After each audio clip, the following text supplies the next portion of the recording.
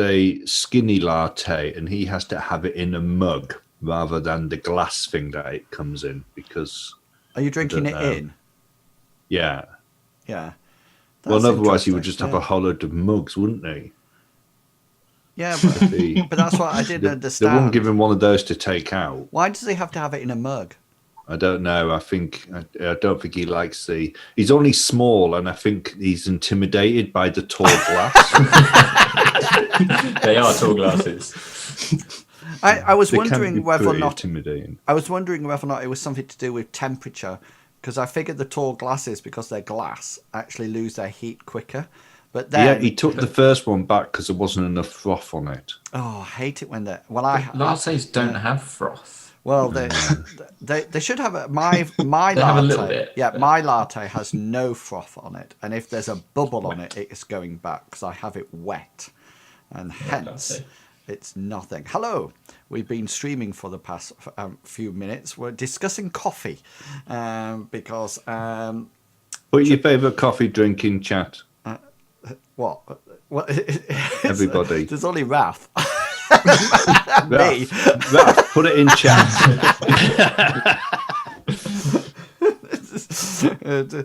Anyway, hello and welcome to this week's continuing adventure in the world of the Odes campaign in the land of Mithras, which is a RuneQuest 6, a D100 based system, with the party currently going and trying to find the Library of the Mystics. And before I give a complete rundown of the past adventure also, I am, as always, going to allow the players to introduce who they are and who they are playing. And we always start off by going down there because I know which way I'm pointing and I get it right every time, to Chugawugga. Hi guys, I'm Chugawugga. I play Gulliver, also known as Gully. He is a sorcerer, a magic user. He relies on two different types of spells. He has the fast casting cantrips and also the slower casting sorcery spells, which he normally uses a magical disc to channel the power through. Is that what you want me to pass it on? Is that what you're saying? I'm keeping it. I want to get on. I was about to have a cup of coffee. Or I want to go to bed early tonight. Oh, there's no chance of that. Okay, pass the mic on then. I am going to pass it on to Mr. Pickles. Yeah, bits. Violet Gumby has just given 10 bits. Thank you. Gumby. Yes. It's above your head, Raph. They're going to come in at your head. Because the glass is just above your head, so anything that's going to miss it is going to land on you. Pass it on then, Mr. Pickles. Yep, that's me. I'm Mr. Pickles. I play Bartleby Fumus, our cleric, or theist, I should say, of the group. I worship the goddess Amriel, and I am all about helping out the team, buffing people, and making sure people don't die, even when the person's dying is me. Passing it on to Ratharoni. Microphone. Hey, what's up, everybody? My name's Ratharoni, and I'm from Mr. Pickles' community. And I would just like to say that I am playing Aaron Suki today. He is our spearman. He roams with a pet dog who is his bestest buddy, and they act more as a crowd control. They use pinning techniques and tactics and strategy to really buff the team and kind of control the battlefield. So with that, I will pass it on to who's left? Longshanks. Oh, poor Longshanks. Nobody's left. Longshanks is not happy. No. It could have been worse, Longshanks. He could have passed it back to me. Yeah, that's true. No, Longshanks is not happy with Twitch. Longshanks is going to write a strongly worded letter of complaint because it's been 3 minutes and my sub hasn't been acknowledged by Twitch. Oh no, that's not good. So yeah, I play Hengist. He is the group's which like a veteran warrior and tanks, and he can take lots of hits, and occasionally he can do a little bit of damage as well. Fantastic. And I presume you're passing it back to me, which thank you very much for that. Yeah, and I'm going to be the GM for tonight. So let me give you a quick synopsis of what has happened so far. The party was able to engage in a friendly conversation with Sylvester McCoon and actually gain a map that roughly described the location of the entrance to the Library of the Mystic.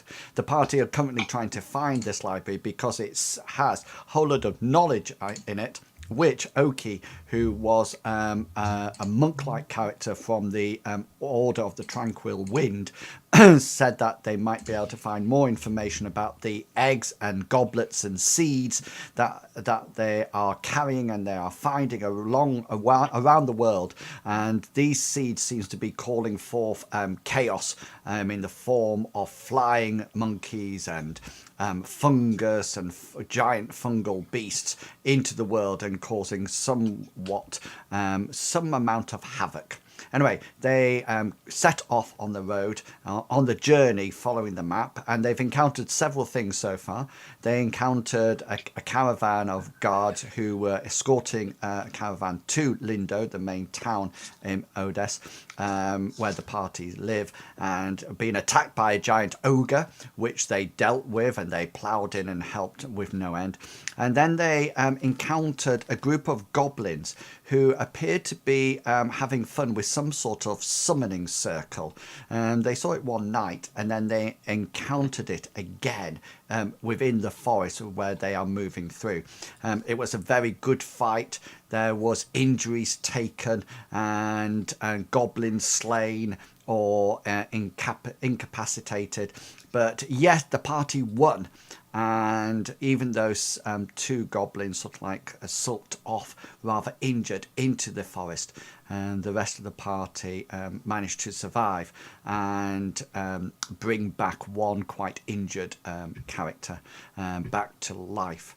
They're currently following what appears to be a whole load of tiny obelisks that seem to be some kind of trail markers that are leading deeper and deeper into the forest and towards the mountains, which the party hope is the location of the entrance to the Library of the Mystics. And that is when I will shut up and we will move you on to where we left you. Because I think we actually left you last week in an interesting state around a campfire. I'll just move you over there so we can see you. Yeah. So if you remember, there were 5 candles or torches stuck into the ground around the star there, and that was where the goblin appeared to be carrying out, as Gulliver told you, some kind of summoning. And the only thing that is different from this one and the one that you found in the out on the plains was that, if you remember, the ones out on the plains had something in the middle of it. And that is not apparent here at the moment.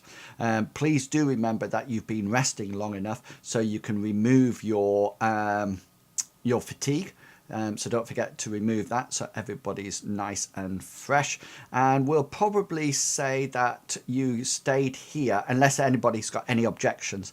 You stayed here and lasted out the night before continuing on into the through the forest for the next day. Is that all right with anybody? Or would you prefer to plough on through the night, or what would be your plan? Gulliver thinks it's probably better if we do wait the night here, purely because following the trail in the dark is probably going to be difficult, and we're going to be wasting what torches we have. And there's also the issue of Bartleby still being relatively recently healed from taking a spear through the chest as well. So it's probably good. Oh yes, yes. But if we pause for a moment, let him regather himself. But Gulliver does want to see whether or not he can find anything interesting on the goblin that was about to cast a spell, the one that had cast it onto Hengist, and was also looked like he was doing something with the summoning side of yes, it. yeah, the one that fired at Hengist as Hengist sort of like charged him. Yeah, he was sort of like up at the top, wasn't he? I'll pop him back on for you so you can see. It was the one with the purple dot on, wasn't it? Let's just find him again and just sort of like slide him on for you. Yeah, he was stood here. Yeah, is that correct? This one. Yeah, he was about there. Yeah. Yeah, yeah. He was a bit further. He was about here, but we're not gonna. I can move him. Yeah, he was near 11 o'clock. But There. Yeah, that's a bit better. Yeah. Yeah. Because if Gulliver maybe remembers correctly, he had Maybe no, here. it wasn't. No, put him back where it was. He was fine where he was. I just had visions of you chasing this goblin around. Yeah. If Gulliver remembers correctly, he had sort of like two, almost like shrunken heads that he was using to channel. He did, yeah. But this is the second time that he's actually, or the second time that we know of that he's tried to summon. The first time there was something in the middle of the circle, which Gulliver's thinking might have been a failed attempt, or had actually summoned the wrong type of. But he must be following directions somehow to find where to do the next summoning. So Gulliver wants to search him to see what he can find. So if you search him, and then I'm going to ask you to roll a perception roll, and you'll see why in a second. But if you just do you want me to blind roll it, or do you want it normal? No. You can just roll it normally to me. Oh, nice. Unlucky one. for some, Yeah, but not Gully. yeah. So really, on the outside of him, you don't notice anything significantly different.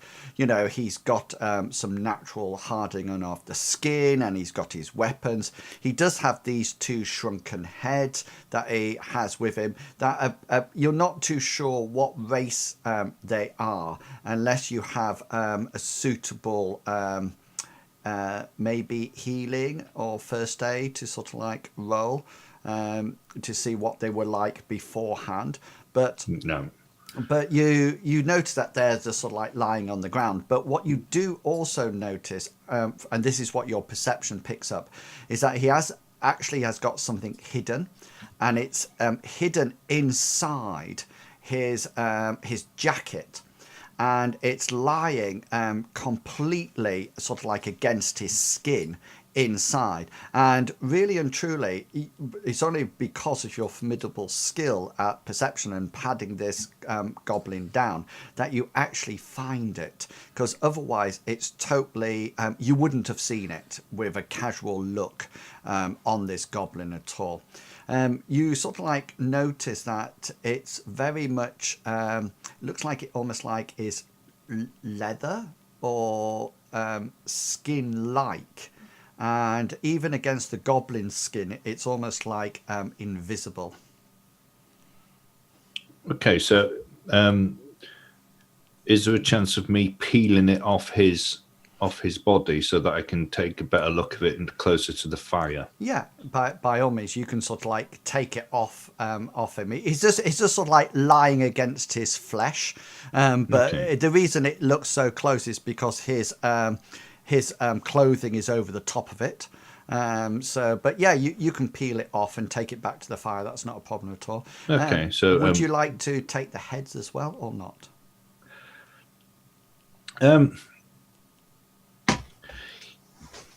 Yes, Gulliver is going to take the heads purely because he's thinking that if the magic that was being cast was sorcery, then somebody in the order of in his order might be able to give him more information on what type of school of magic he was from. Okay. So how much are they only very small heads?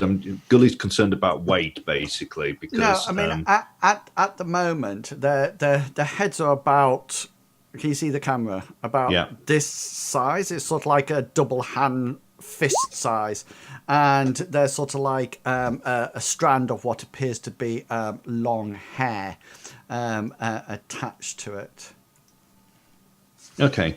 Is this goblin wearing a cloak? Gulliver just wants to find something to wrap these heads in rather than. You can probably take his tunic off and take that with you if you wish.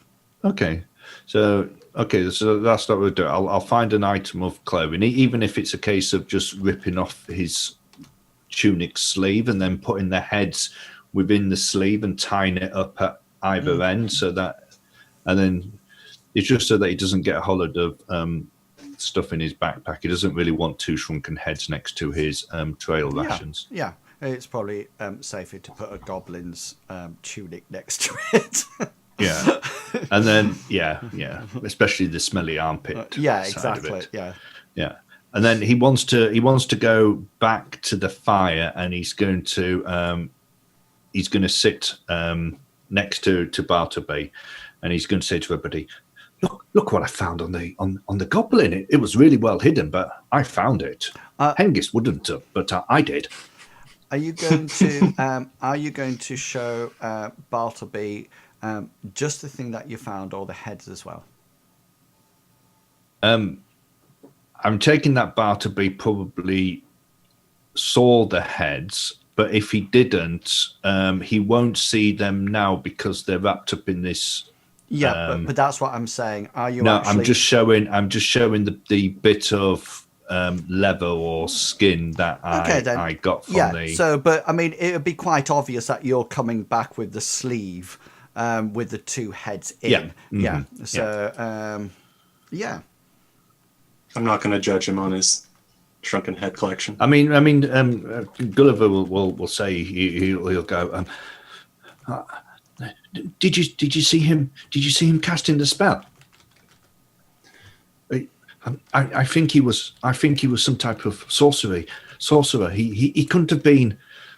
He couldn't have been just a lower practitioner of magic, because the spells that he was casting was just too powerful. Yeah. Okay. So you sort of like bring this item out, and you can see that one side is quite plain, but the other side seems to have things scribed onto it. Is it? Are they words or are they more syllables? They don't look like words at all. They look more like they seem to be a series of like dotted lines that are crossing every now and again, and then there seems to be what you would assume would be some kind of runes on it, and then there is also some kind of language on there as well. Okay. Gulliver, do you know what that is, or what that's made of? I think it's made out of leather. Well, yes, but it looks like a very specific kind of leather, don't you think? Oh, it's not that boar leather, is it? You know, because they were riding around on those boars. Could be, but to me it looks like what they do with human flesh. What? Gulliver just sort of like drop it. That's how the stories go. It just sort of like lands on the floor, and people can see that there's sort of like these lines on it. And Bartleby, can you please roll your history lore? I would love to. Right there. Yeah, you look at the you're not too sure what the lines or the runes mean on this, but you look at the sort of like scribblings, and you definitely know you've seen these in books before, and although you don't understand the language, you see by the flicks and the actual formation of the letters that this is probably goblin in language form. how easy would it be to transcribe the information that's on this funny type of leather onto normal parchment? Quite difficult at the moment. It seems it's definitely some kind of map, and you can see on it forests and mountains and rivers, and then there's these dotted lines, and every now and again the dotted lines seem to intersect with each other, and there's sort of like a red dot there, and you both you and Bartleby and well, all of you can see it and sort of like think, that doesn't look like red ink. Okay, can Gulliver make an insight check? He wants to see whether or not he can match any of the markings on the map, maybe the where the mountains are, the forest, a line which we might be able to ascertain as being a road, and where we think the other summoning happened, and also this, and see whether or not these red dots are actually Right, so marked on the map. Insight would be more appropriate when you're talking to people, because it gives off certain clues. The skill that you need for this is locale, which both Aaron and Bartleby have for this area. Well, Hengist and Gulliver, yours is more for your home area at the moment. Well, you've got you two. So I would suggest that either Bartleby or Aaron, whoever has the highest, makes the roll, and then we can see whether or not they recognise any of the surrounding areas. It sounds like Aaron's forte. I think mine might be higher because Pickles and I talked about that before. I'll go ahead and roll then. Rolling as not as Wrath as Aaron. There we go. Or not. Is there the rule where I can roll now, but I have to hit hard if I want to succeed? Or Aaron can use a point of luck and reverse the numbers. Or roll again. Oh, yeah, sorry, guys. So your luck has replenished because it's a new gaming session. Okay. Pickle's Bartleby is gonna see if he can get this locale under control. Yeah, so you both look at it and you just sort of like you sort of like turn it round a bit and sort of like have a look at it, and really and truly you're not too sure where it is, or you think it's probably somewhere on Odes, but from the mountains and the river, you both realise that it could be several locations that you are familiar with around Lindo. So you can't exactly pinpoint it down to one specific area. So I wonder what they were trying to summon, though. Just to let you know, how the skill rolls work. Once that's done, then you can have another skill roll at the normal standard roll after like 24 hours or like a long rest. So tomorrow morning, after you've had some sleep, etc., you'll be able to re-roll it and have another look at it. I think it's important, and I think we should really take it with us. If you want to carry it, Gulliver. No, I don't want to carry it. I was thinking maybe Hengist would. I couldn't carry anything. I've got these heads which I have to take back to my order. I couldn't possibly carry anything else. Hengist will sort of like extend his hand for it, and then sort of like as he takes it, sort of like tests the weight of it as well before putting it in his backpack. Yeah, so they don't actually weigh any encumbrance at all. So, but please, I don't know if you all looked at the updates from last week when we were talking about deers and things like that. So encumbrance is done on size rather than on weight. So everything has a size, and that's how it does the encumbrance. So these have no encumbrance at the moment. So they would fit in your backpack. but I don't know if you read it. But if you have 20 items with 0 encumbrance, that then makes 1 encumbrance. So you've got a lot of things that say, I think things like razor and bedroll, I think, or something like that. They all say 0 encumbrance. Well, you can have 20 of those. If you carry 20 of those, then you actually have 1 encumbrance that it adds up to. So if you've got lots of those, I mean, I don't. Does it include worn items? As in what? As in, if I'm wearing a shirt which has 0 encumbrance, does it? No. It's only things that you're actually carrying. Right. Okay. Yeah. So the deer from last year, I don't know if you read it. The size of the deer was actually 21, and it says that it should be 3 encumbrance for 1 size, which would actually have meant that the deer had an encumbrance of 62. Now remember that's not how much it weighs. That's how hard it is to carry. But the DM does have discretion to change it from 3 to 1 to 2 to 1 to 1 to 1 as he or she sees fit, as they see fit. So it'll probably have been sort of like 21, somewhere between 21 and 42, the ones that we had a look. And thank you for the pictures of the dying deer.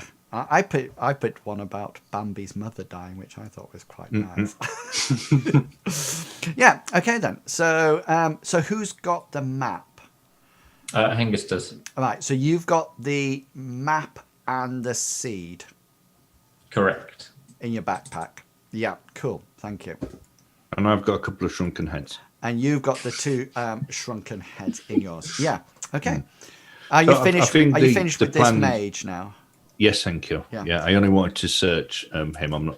Gulliver wasn't bothered about the other ones. Hengist, you do notice that this sort of like inscription in the ground is made out of blood, the same as the of one that you found on the plains. And between you also notice that on the goblins there are sort of like little flasks that appear to be full of thick, viscous liquid that, it's quite easy to figure out that that's actually blood.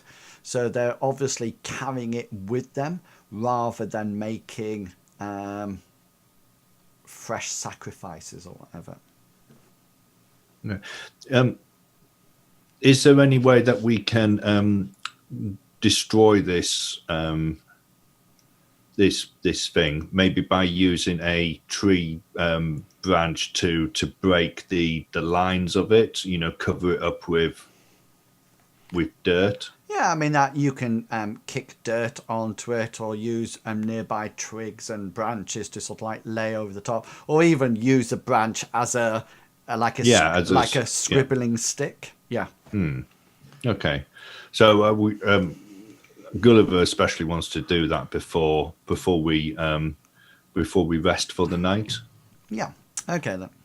Is anybody else wish to do anything else before you camp down for the night? Nope. I'm resting after my near-death experience again. Yeah, and several times. Okay, Aaron, is there anything you would like to do? Nope. No. Already asleep. Okay, so you automatically start taking your watches. So Hengist, you're first, then Gulliver, then you, Bartleby, and then Aaron bringing up the dawn watch. And Bartleby, you, because of the overhanging canopy of trees, it's almost like a moonless night for you. And Hengist, you do notice that just as everybody drifts off to sleep, all of a sudden Bartleby goes like that, and sort of like suddenly wakes up, clutching his chest after having a nightmare about actually being skewered by the spear again. He's just sort of like looks around quite almost like in a cold sweat, and then sort of like turns over or lies down and heads back off into sleep. Then the night passes quite uneventfully. There's nothing that you hear that's unusual. There's a sound of the surrounding forest, and you can notice by the change in the general colour and the light intensity that the sun is probably up. But like I said, within this area, it's still it's not dark, but it's sort of like dappled light throughout the next day. So you can I'm just going to remove your that for you. So you sort of like sort yourself out, and you sort of like clean weapons and make meals. Have some more of that baby deer that Aaron butchered the day before, or 2 days before, and you suddenly go back onto the trail of the stones. As you head off further, following the stones from one area to the other, if that's what you wish to do. Can I interject there? I don't want to leave because my dog is super injured. Her front left leg's all busted. So I'm gonna stay with her and try and heal, nurse. I mean, I healed before and I stabilized it, but she's still at a -3 out of 4. Yeah, did I send you a message about that? Am I done? Yeah, I sent you a message that you would when you using your heal skill on Juno with -0, so you would actually heal 1d3 worth of damage.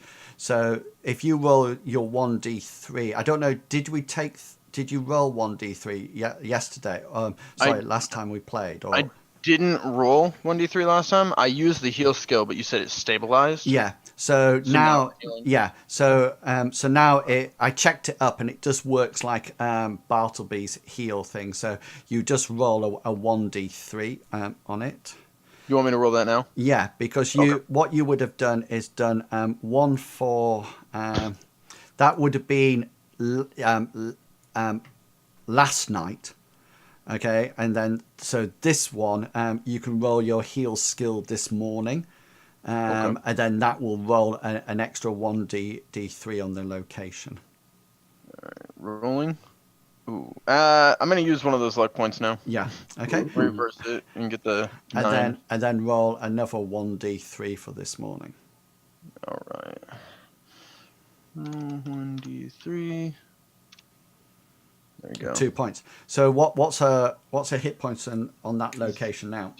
0 out of 4 now. 0, so 4's maximum. So she's now. It's still technically a serious wound, but one more bout of healing will take it into a minor, and then that'll be it. Let me just check that. Can we just say that I was doing that kind of while they were cooking and getting all that's absolutely fine. That's what I would so she still has a serious wound in that location, but she's fine. I mean, she can still hobble along. It just means that you'll be unless you want to stay here like you were originally saying. No, I don't want to slow the group down. But I'd probably just travel at the back of the group with her, because she'd probably be going a little bit slower. Okay, cool. So, I'd like to interject with my casual religious interjections here, because this is my purpose, and I don't think Amriel's in this forest today, Aaron, but I'd like to do a favor if I can for Juno, and with that, going to exhort the power of near success. What power? I think Amriel's not in this woods right now. no. You mentioned that. That costs a devotion point still, yeah? Correct. Yeah. Yeah. Aaron just watches as he goes, "I exhort the power." That was fairly close. Yeah, Aaron and Jonah just kind of look at him. I'm like, thanks. Yeah. You're welcome. I'll have to check back later. So brilliant. So is anything else that anybody would like to do? No, we'll break camp and Yeah, make sure that the fire's properly out, etc. Have something to eat. And I don't suppose any of these markings on these stones matched up against any of the runes that were on the thing that the goblin was carrying. No, it looks like it's completely different runes. The ones on the map that Hengist is carrying is a lot more jagged. Well, Okay. the ones on the rune stones on this the trail is a lot more refined. Okay, You and know, I take it that neither of them match any of the sort of like the carvings that we found on the actual pedestals in the place underneath in Lindo. oh, I see what you mean. Right way back when you were with the Templars in the Yeah. underneath with the Templars. Do you have that copy with you? Yes, Yeah. So no, they don't at all. right. Oh, That was one of the things that I did in the downtime. I made copies of the yeah, that's right. the runes, and I gave one copy to Bartleby so that he could maybe check his library in the temple, and then I have a copy as well because I wanted to be trying to check. If anybody, I don't think anybody has stone working or any description like that. Oh, it's funny you should say that. No, but you don't. But Bartleby, you do have commerce, and so does Aaron. So if you would like to, one of you roll your commerce skills, I can give you a bit of information about the workings of the trail stones. I do have commerce. Mine's a 25. Oh, wait, am I supposed to say that? No, you Oh, can no. say that. That's all right. Oh, okay. I was like, I don't know if that might be meta, but 25. So I don't know if yours is better. Well, I don't know, Aaron, but I am all about that money. I don't know about these trail stones though. This seems like a monster is luring us into a trap. This is going to be a really good game by the thesis. Yeah. I can feel. I think we're saving the good rolls up for when we need them. Yeah, Double check. I can roll, but I have to hit hard, correct? correct now then. Let's go for it. Why not? Yeah, I agree. These stones are not worth anything. They're Yeah. stone. You know, so sort of like both of you sort of like look at it and sort of like think, yeah. So if Gulliver was to roll, he would have to hit. Formidable now. Is that good or bad? Let's try. No. What do you think? No. I still feel that we're being lured in by some kind of monster. These are some kind of enticement. But they're heading in the direction that we need to go. And So it wants us to Hengist, think. if you do have the skill, then yours would be Herculean. So just so you know, but I don't think you've got the skill. What is it? Commerce? No. Hengist doesn't know money. No. So you all sort of like gather around these, and all three of you sort of like have a real good chin wag about it, and you all come up with sort of like very different stories about the craftsmanship or the craft. I wonder what the non-specific gender is for that, rather than craftsmanship. Crafter? Craft personship. Craft personship. Yeah, that's it. That doesn't sound right, you know. So, but you look at it and you sort of like you look at it and think that the craft, how it's been chiseled and sculptured. One of you sort of like says it's really good and really expensive. The other one says that it's obviously been done by a 6-year-old person with a blunt chisel and a mallet as an axe. Or somebody else says that you've seen better chiseling used in graffiti on stone walls in Lindo, and you all sort of like look and decide to that you all right, but in the same way none of you are right. But at the end of the day, they do head in the direction that we want to be going. They do. They are heading north towards the mountains. I think we should follow them. I thought we were following them. I didn't think that was ever in in question. Oh, good. We've just been all talking about our own opinions on worth and the value of stone. Cool. And onward. Okay, so if you can, I'm going to draw my typical line on here. So if you imagine that this black line, oh, sorry, you can't see it. This black line here is like the front. So if you put your characters out, how you would be progressing along the path. You can go two abreast. And you can stagger, but you can't go beyond those two abreast. I'm just going to move your character bar to be, but don't worry. So, for example, you could go like this. That's absolutely fine, but you couldn't go like that. Can you see? So you need to be roughly two abreast, but you can stagger it however you wish. So if you just like to put yourself into some kind of walking order, and then we can progress.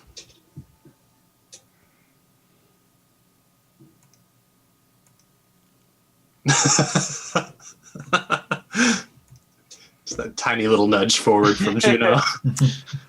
Cool. So as you sort of like walk deeper into the forest, you notice Hengist and Bartleby and Gulliver that Aaron and Juno are lagging further and further behind. As you notice that Juno is sort of like limping on. Is it its front leg or back leg? Front left leg. Front left leg. It's sort of like hobbling along, trying to doing its best to keep up with you, and you decide that you're either going to have to slow down the pace, or rest more frequently. Gulliver notices this, and he stops and he waits until Evan catches up a bit, and he's going to say, "What? Why did you not say something about Juno, Erin? What? Why didn't I say she's something? obviously in pain." Right. I spent all morning working on her. While you were stuffing your gob. Do you remember? It doesn't look like you've done a very good job. You best let me have a look at her. Because going this slow, we're never going to get to the mountains. All right then, Gully. Let's see your magic. So Gulliver wants to take out this his disc that he uses to cast the spells through, and he's going to slowly reach it out to Juno, just sort of like letting her sniff it to start off with, just so she knows it's nothing bad. Yeah. And then he's going to carefully just put it on her injured leg, and then almost like whispering, he's going to start casting a spell. Yeah. So it might take a bit of time to do. Yeah, go for it. So I'm doing it as touch, one target. So there's no components modified. And what intensity is it? 7? Yeah, so this comes out as an intensity 7 as standard. Okay then. Yeah. So this works. What is Juno's healing rate? Oh. I don't remember. How do you find that again? It's on the front of her character sheet in her characteristics. Oh, healing rate. Yeah, 3. Yeah, 3. Okay, so you sort of like concentrate on that, and Well, as he's doing it, the sort of like the leg slowly starts to be sort of like enveloped in sort of like a grey smoke. That occasionally there's just sort of like a crackle of electricity flowing through it. Yeah. Now this is going to take some time, isn't it? It's going to take. I can. The actual spell will heal 7 hit points per hour. Yeah. And you. So depending on how many. The sorcerer must actively concentrate on the spell for healing to occur. Yeah. if concentration lapses or the spell is terminated early, the amount of hit points recovered is proportional to the time spent for regenerating. So you obviously wait. We'll say that you wait for sort of like this happens almost like at midday or 11's or a second breakfast time if you're a hobbit, and you sort of like settle down, and while you're taking a rest at this point and sort of like Hengist is just flexing up his muscles, you do this, and that will actually give Juno 7 points back on her leg by the end of the hour. So it will it'll take it. I think a maximum is 4. Is it? Yeah. Yeah. So it'll take it up to 4, and then that'll be it. She will be feeling a lot better. Well, this is going down. Once Gulliver's finished, he'll just stand up and he'll pat Juno on the head and. Bartleby, I have something to say, but Bartleby wanted to talk. Oh, I felt like Hengist might be unamused by this stop, since him and I were at the going forward. So in this downtime, I wanted to do a quick dance to amuse him. Yeah, cool. Dance away. Press that button.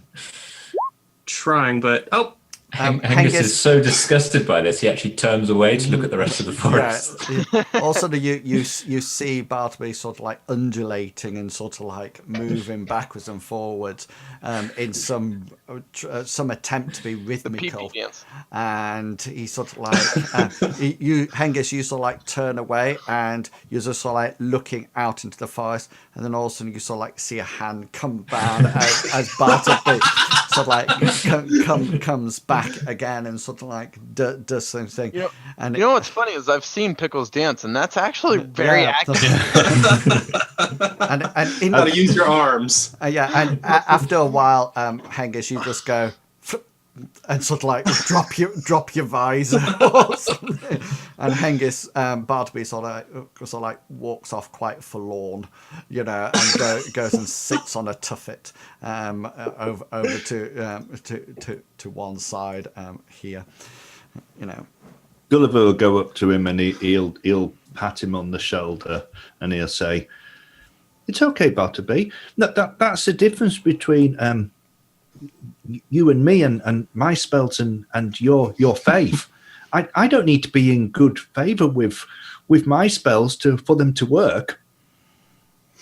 I think, Gulliver, you might be misunderstanding your spells. I think you are favoured by many gods. Oh, I don't know. Are there many gods? Oh, this is going to be end up with a theological battle. Oh no, Gulliver, I've seen the touch that the gods have on your beautiful little skull. You might be the chosen one. I don't know. I can't interpret everything correctly. Anyway, Juno's all better now, so we should be good to go. I appreciate that aid. And you better hope those gods protect you and are favoring you, because if you disrespect me like that again, we're going to have a problem there, boy. I don't need gods to protect me. I've got Hengist. Hengist slightly chuckles to that. You see, Hengist has been listening, but he's like been scanning the forest all the time. You just see his shoulders go as he chuckles away at that comment from Gully. Excellent. So you sort of like get back into sort of like the rough marching order after the comment from Aaron to Gully, and I think people sort of like spread out. So there's no need for that gap anymore now. So Aaron, unless you want to lag further behind, you can sort of like move up, and you'll be moving more at close order ranking, unless you want to leave the gap there. Okay, and you start coming through the second half of the afternoon, and it's as you walk, you suddenly notice something quite peculiar is happening in the forest, and you don't notice it straight away, and you know that it's only about 2-3 o'clock in the afternoon, but you also notice that it appears to be getting more and more dusk-like. And it's as if you're walking into night, and the forest around you, and you notice it from where you are, coming in from both sides and ahead of you. It's almost as if darkness is rolling in towards you. It doesn't appear to be magical. It seems to be natural darkness, but it's as if the forest is becoming more and more dark, even though it's 2 or 3 o'clock in the afternoon. It's nothing to do with the density of the canopy overhead or anything like that, Well, or that we're closer to the mountain range. Well, and when you actually look up, Gulliver, you can't see the sky anymore. The canopies become very thick overhead, and you can see far ahead, but it is getting darker and darker. So you probably think getting close to the mountains could be a possible reasoning for the darkness encroaching around you. None of you sort of like have any spooky feelings that it might be magical or anything like that, but you do notice that each one of you have started to stumble over the odd branch or stone that's on the ground, and you do sort of like start to think, if you continue without some kind of light, because you're all human, things might, there is a chance that some of you might trip over it. You're already stumbling left, right and centre.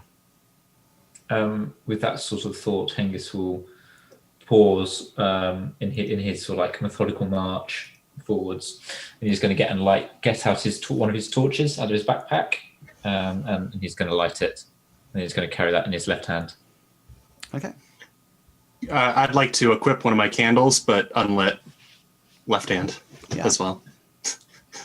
Gulliver's going to hope that the torchlight from Hengist is enough for him to see by. Yeah, and sort of like Hengist he's not holding it aloft, but he's holding it sort of like out and slightly in front of him, so that it can cast light backwards as well, so Gully can see, and Aaron it's dark. Can see around them as well. Can I just ask a quick question, Inwells? Yeah, by all means. Did we get any magic points back during the rest? Yeah, you would have got your normal round of magic points back as usual. So full. Yeah. Okay. So I've used one to cast the heal spell.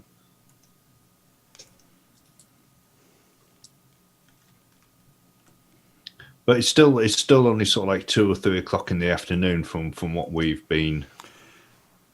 So what you'll be able to see now, you should be able to see the torch that Hengist is carrying. Is that correct? Yeah. Yeah. Okay. Now Juno, of course, has her own light because she's a dog. But I've put it on to Juno so I can see what she can see, Aaron, because you'll be able to click on it and see what she can see as well. But it's mainly for me to start off with, so I know that if she's anywhere, if she can see anything in her sight, then she can let out a woof or a growl or whatever. So, but everybody else should just be seeing Hengist's torch burning away. Is that correct? Yeah. Hengist, can you just move so I can make sure that it's moving with you? Yeah, that's absolutely cool. And then come back. Okay, so you sort of like continue to progress, and now that you've got some kind of light, you can sort of like see the road ahead or the trail ahead, and you do notice that the trail markers are becoming a lot more frequent, and the gap between them is becoming a lot shorter.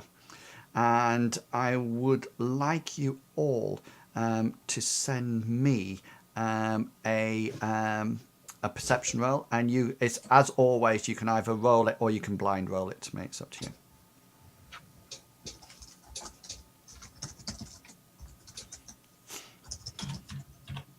You have our perceptions, don't you? Yeah, I do.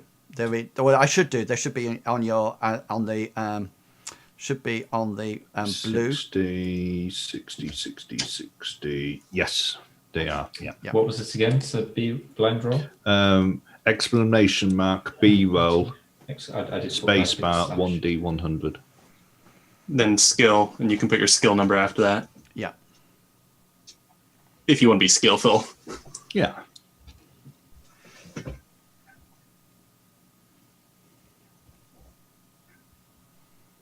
Is there still no trail? Is it purely between these stone Correct. markers? There's no sort of like designated trail at all. Right, There's okay. no sort of like cobbles or anything like that. And it's still a fact that some of the trees have grown up in between them, and occasionally we have to move round to Correct. see the next Yeah. one. Right. Okay. Okay. Okay. So I'm just about to send people messages in Discord. It's my favorite part. All the confusing love from my goddess. All I tend to get is, please don't talk so much.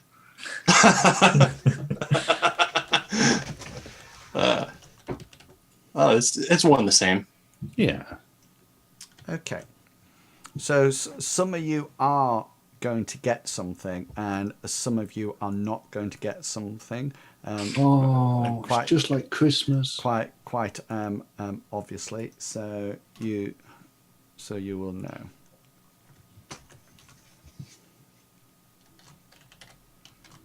Whilst that's happening, I'll be back in just a moment. Okay, it's all right. You didn't see anything. Spoilers. Oh, I bet he's waiting now to get something with his 19%. Oh, no, 20%. He's got more than that now. 21. I So- don't think he's got more than 21. Yeah. Everybody who was going to be sent something has now been sent something. Are we waiting for Longshanks to get back, or? It's completely up to you. Depends what you want to do. I think it's quite obvious what Hengist will do once people say things. Okay, so as Gulliver's walking along, he'll be looking sort of like to his left and to his right as sort of like things catch his eye, and he'll say, "Do you see that? What, Gully? What do you see, Gully? Does nobody else see it? What are you talking about, goalie? There's eyes, red eyes in the woods, in the undergrowth." Hengist is going to sort of like slow his stride slightly, and he's going to rest his hand, his right hand on the grip. It's like the of his caravan sword. on the road. Wolves? I think so. They're about the same height off the ground, and they have that eerie red glow like the ones that attacked Ben's caravan. This seems like Aaron's time to shine.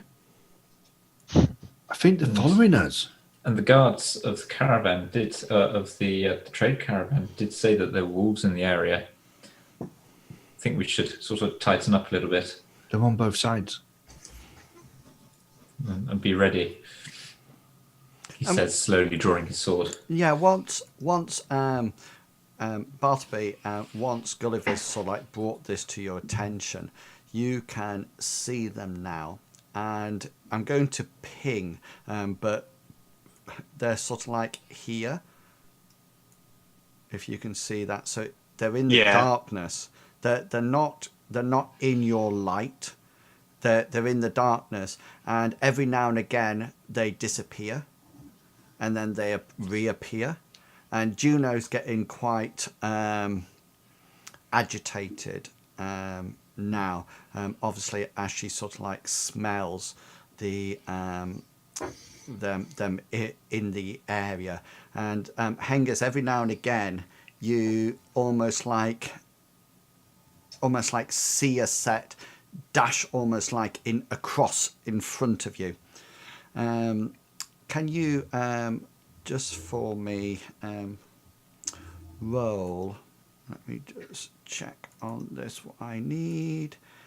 I just want to check, has the Hengist, has the progression stopped, or are we still moving? No, we're still moving with just a slightly slower pace than we were, like 3/4 pace, if you know what I mean. So instead of like full marching stride, he's going slightly slower and more carefully now. Can you all just roll an insight roll for me, please? Do you want those blind rolls again? No, it's all right. You can just come to me. Wow. Can't believe I succeeded then. So, Aaron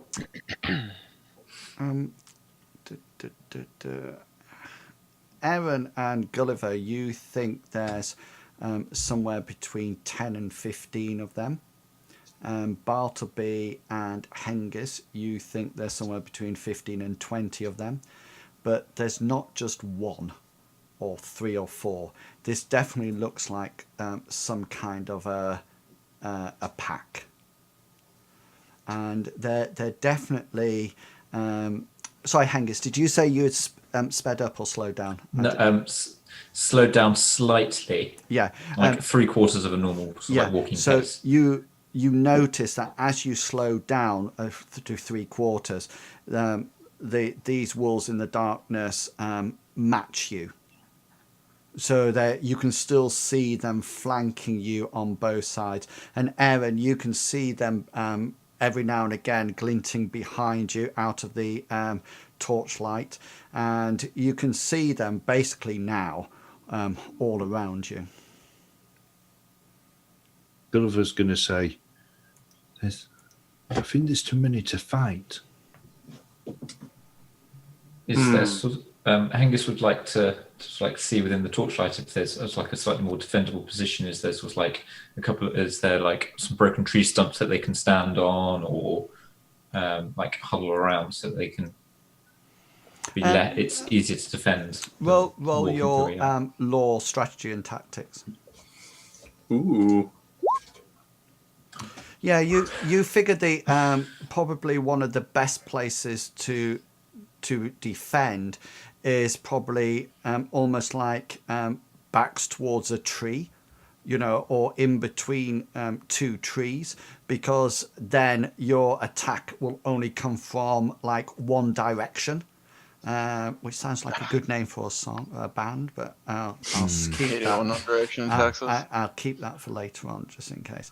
So places like here, or here, or around this bush, or in this gap up here, but somewhere that you're round trees in some description, rather than where you are at the moment, which is quite out in the open. So yeah, Hengist is gonna, having scanned around, he's gonna call out and say, I think we should, and then with his sword gesture over that way, so we need to make our way over that way carefully, because it's better than being attacked from all directions at once. Why haven't they attacked us already, though? Can you ping whereabouts? So yeah, we're probably going to head over sort of like this sort of area. Yeah, cool. Okay. He's going to head over that way. Are we stopping? It's best to pick our ground and fight on our ground rather than let them attack us at will. We could try to outrun them. I don't know about that, Gulliver. But they haven't been attacking us. They're probably waiting for the right time or the right place in the ground of their choosing. If we stop, maybe they're friendly. I'm just thinking that if we stop now, we could just be waiting. If they don't come and attack, we could just be waiting here for like ages.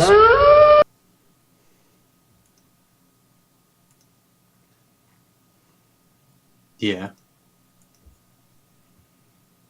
Perhaps we should keep moving then.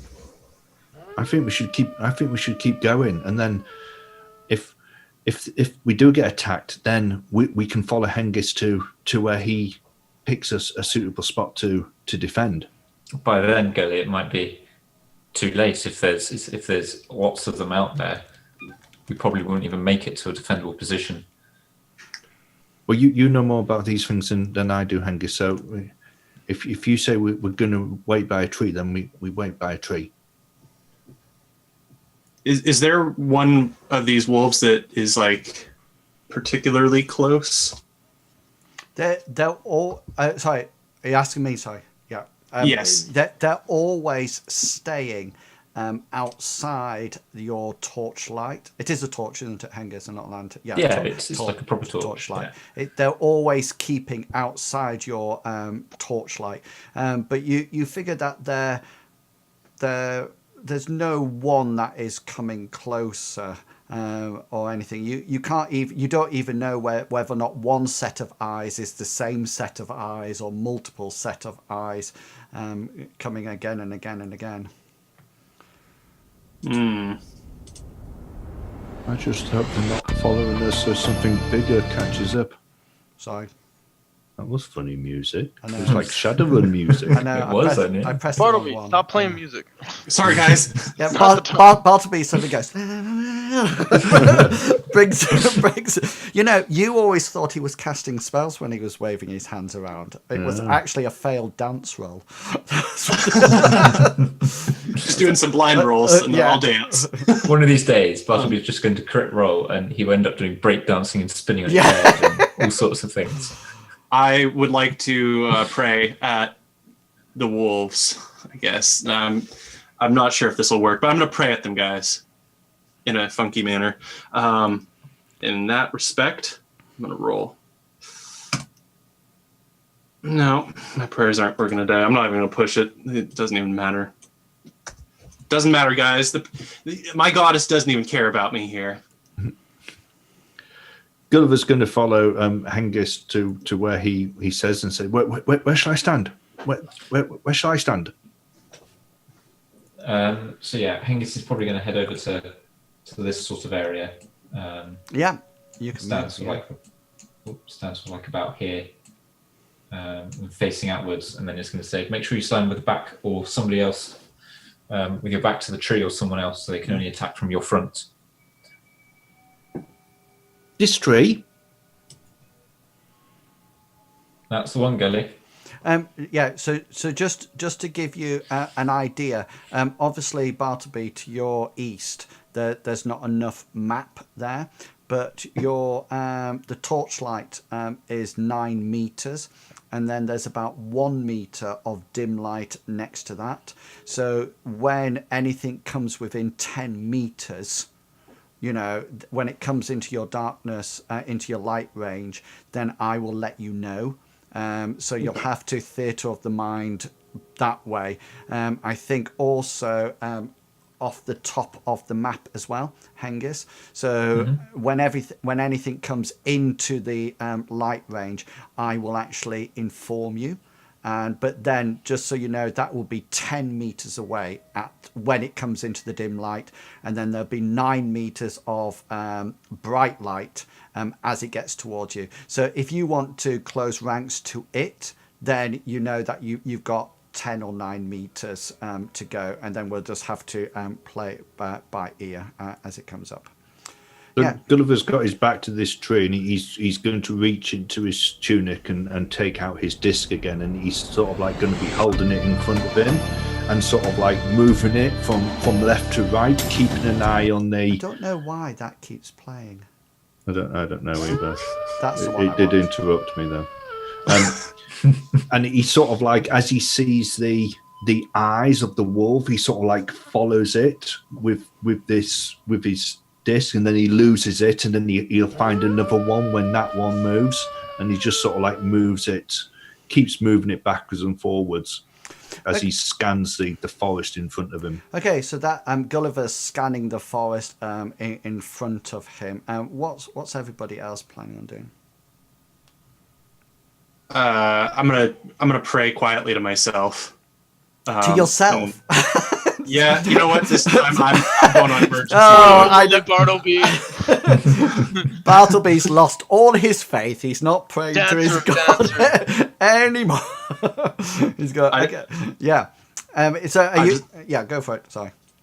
I just took off magic point and praying that my goddess protect me and give me good contact. Cool. Yeah, almost maybe. Protection. Is that on you? On myself. Yeah. Yep. Somebody still loves me. They just have a poor way of showing it. Yeah, well, that's just like a little cantrip spell, isn't it?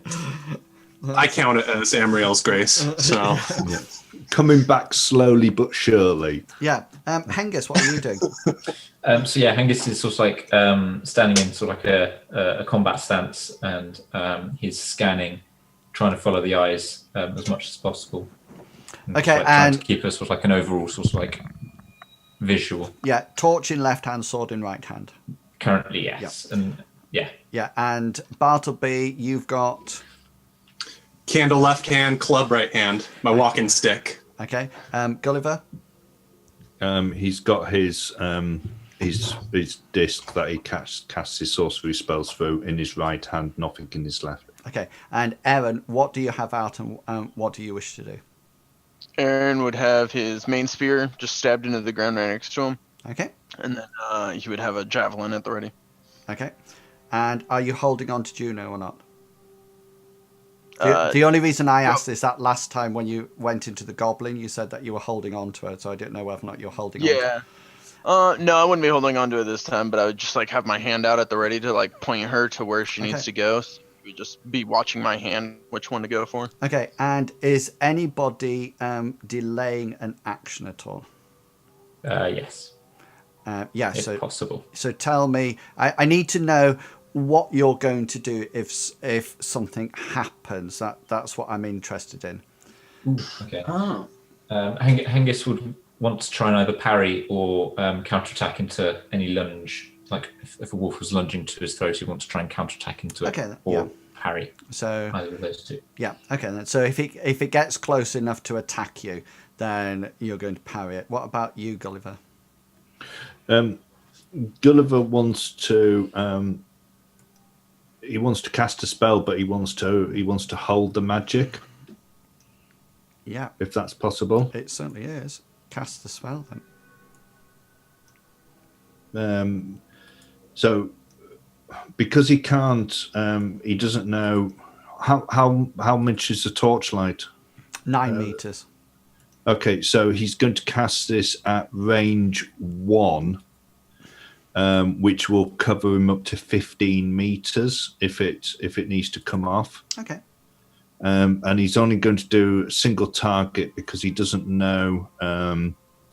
Oh shit! That should be 2 because I've modified the range, so it should be cost 2 magic points. Okay, that's all right. You can adjust that. Yeah.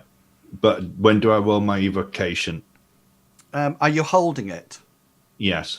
So technically you need to. I see what you mean.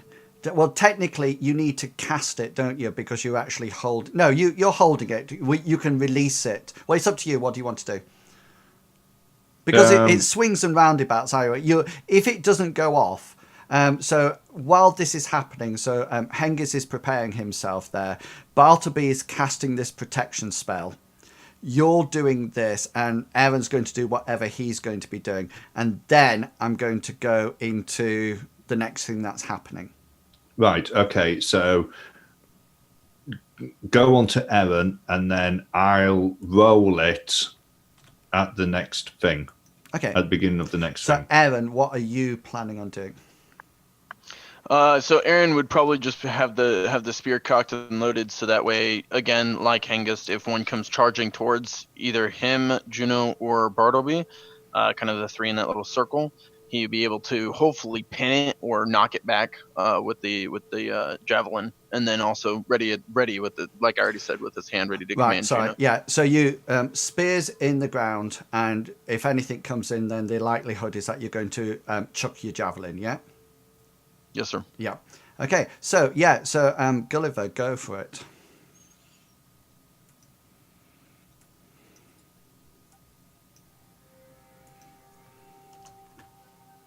Is that critical? Yeah, it certainly is. Oh, hang on then. Ooh. Because I don't do any more damage or anything. No, but it is this rack? yeah. No, it's really important though because of the opposed roll, because now I have to get a critical to reduce it at all. Right. But So- I'm more bothered about my magic points. Go on, you can carry on, and I'll just. Is this for your how much you're actually going to get to resist? Half. No, this is for how many success are is used. half your magic points that you would have used. So so that's 1 point that will take off because it would normally be 2. Yeah. Okay, guys. Could you roll your initiatives, please? Yes. Oh, get him with a 15.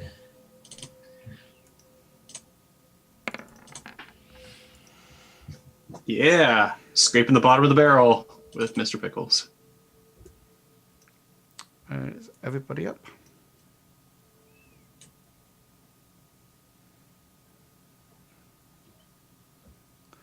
Do. What's happened there? I've got Aaron. It's overwritten Evan's initiative with Juno's. Did I not click on Juno? Son of No, a... no, it came up Juno. Oh, maybe you just changed the. Yeah, I think the I changed thing. the name, but Yeah. I didn't click on Juno before I rolled It's it. all right. My bad. I can do it. I didn't click it. So I have a 13, Juno has a 20. My bad. Yep, cool. Okay then. So this is what happens at the at this point in time. So you notice that the wolves howling almost like gets louder and louder as they get closer and closer, and you notice that all of a sudden, and Bartleby, you can see this behind you as well. You can see every now and again these huge black wolves. They're not grey, they're almost like obsidian black, and they've got fiery red eyes that are looking at you. And you can see that as they start to circle round you, you can see that they actually are circling you and almost like getting closer and closer and closer to the torchlight, to the point that not giving you a good shot or anything at the moment, that they every now and again they sort of like touch the dim light and then disappear again into the darkness. And then it's almost like they stop, and you can see all these red eyes looking towards you. And then you suddenly notice that they almost like drop slightly and become slightly lower to the ground. And then there's this almost like this huge howl that sort of like resounds round the forest, and it's something a lot more powerful than you've ever heard.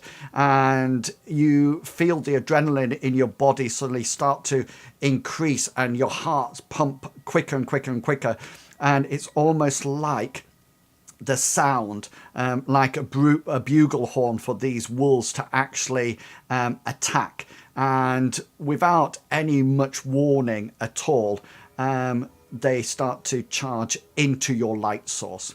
Okay, so this is them coming in. Okay, so we'll now follow this initiative round. So we are coming in.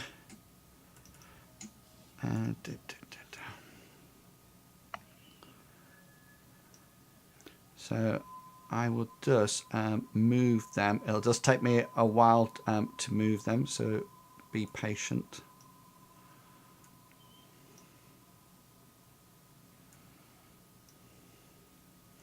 Hengist, I'll put 2, and Bartleby, I'm going to put 2.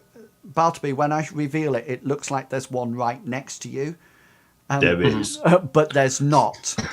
it's actually, it will be a grand total of, it'll be 4 meters away from you. Okay, I can probably handle that. Yeah, That, as it comes in. So the rest are as it looks as they come in. So they'll suddenly appear.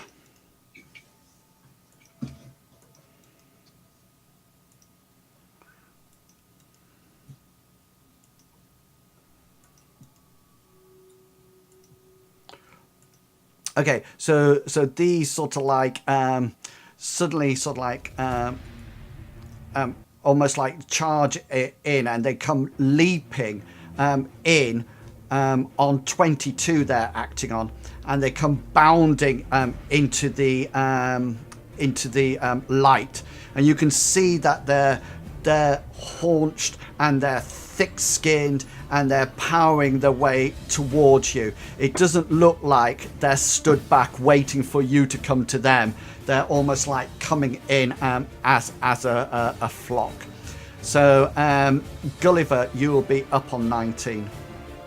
Okay, so as soon as this wolf enters the light, and it's obvious that, you know, they're not just no longer just keeping an eye on us. Gulliver's going to release his spell, his rack spell, as he holds out his hand, focuses on it, and rather than just sort of like slowly coming out this grey smoke that normally comes, it's almost sort of like really, really fast, directly towards this wolf here. Sorry, yeah, got you. You are allowed an invade roll if you so desire. Oh, yeah. Okay, so let me do this. Okay, so yeah, so the one, sorry, can you just ping the one again, because I've got I'm just putting labels on them so I know exactly which one's which. Yeah, okay, so this is Wolf 1 in case you want to know. So this would be his evade, isn't it? If it wishes. Yeah, remembering that if you do evade, it will, and you succeed, it will put you prone. Yeah, so it sort of like charges in, and you know, you sort of like whack your spell out, and it goes towards the wolf, and the wolf sort of like tries to roll to one side out of the spell as it comes towards him, but he's just not quick enough, and your spell hits it fair and square.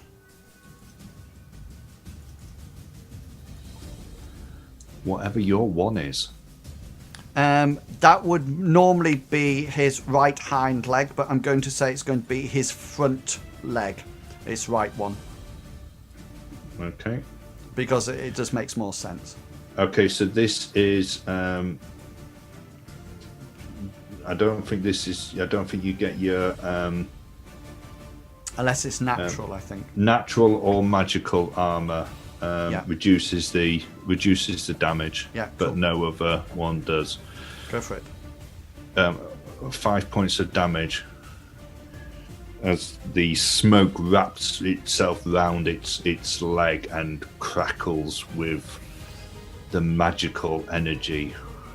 5 order. points, yeah. So it sort of like comes bounding towards you, and it wraps round its right front leg, and it crackles round it, and the wolf sort of like twists and howls momentarily, but it hasn't done enough damage to sort of like injure the leg this much. And you notice that the wolf just snarls at you, and you can see now that it's in the light that you can see there's its saliva sort of like dripping off it. Hengist. Hengist wants to delay his action. Okay, yeah, cool. And Aaron. Aaron is going to Aaron's gonna send Juno pointing towards the one right here next to I mean, I know it's right next to, but the one by Bartleby. Okay. I need to keep Bartleby alive. So I'm gonna send Juno after that one, and then. So yeah, with your free action, Juno. Yeah. What's Juno's movement? Juno's movement is walk 6, run 24. Right, so it will get next to the wolf in its round. That's not a problem. And what about yourself? What would you like to do? So that right there really helps because I was seeing Juno's vision, so I can't actually see this one, so I'm not going to act on that one. I'm going to hurl my javelin at this one next to Bartleby. You can see it if you look. You can just see it in the dim light. Oh, okay. Oh, that's tough then. It's up to you though. Yeah. I'm gonna hurl it. I'm still gonna hurl it at this one to help Juno out, especially since Juno just got healed. I don't want her to get hurt, so I'm gonna help her out as much as possible. Okay, so what would be a better action to do is to hurl, then send Juno. Right. Yeah, agreed. Because otherwise, Juno's going to be in the way of the strike. Agreed. Just so you know, Bartleby and Aaron, the one that's coming for you, just so you know, is number 6. Cool. Okay. It's 6 out of 42, so you know. Right. Okay. That's Excellent. All right. So roll attack, correct? Yeah. Okay. Rolling. I'm gonna use my second luck point and re-roll it. Yeah, cool. Go for it. There we go. Yeah, so you lob your javelin at it, and it sort of like goes flying through the air. And as you lob it, you sort of like say Juno kill or whatever, and Juno sort of like is following this javelin out, and it's the javelin sort of like goes towards the wolf, and the wolf almost like tries desperately to get out of the way, and with a critical 1 actually sees it and rolls over on the ground as your javelin what was yours a crit at your standard? Yeah, that's a good question. On standard it was, yes. Yeah, so even though it's got a critical 1 as it tries to get out of the way, your post-war roll is higher, and it just sort of like, as it tries to move out the way, the javelin hits it. Sweet. Okay. So I'm gonna use with does it gets 2 specials? Is that correct? Or am I wrong on that? I could be wrong. Yeah, you get your critical. Yeah, you'll get you'll get 1 because it was imposed by a critical, wasn't it? Yeah, you get a crit. You only get 1. There's no difference in it. Yeah. Okay. In that case, I'm just gonna use max damage on that one. Okay, give me a location. Location, and you just want me to roll, because since it's a dog, just roll 1d20. Yeah, because I have a separate table for it. Gotcha. Rolling now, an 11. 11. So this is its right front leg. And max damage is max damage. 9. 9. Okay. I think. Yeah, because that... I'm sorry, does damage incorporate strength damage modifier, right? It should say next to it on your character sheet. It should say DM underneath it, whether or not it's ticked or not. Oh, yep, it is. That's my apologies. Okay, so 9 plus 2 is 11. Yeah. Is max damage. So that would be 11, 10.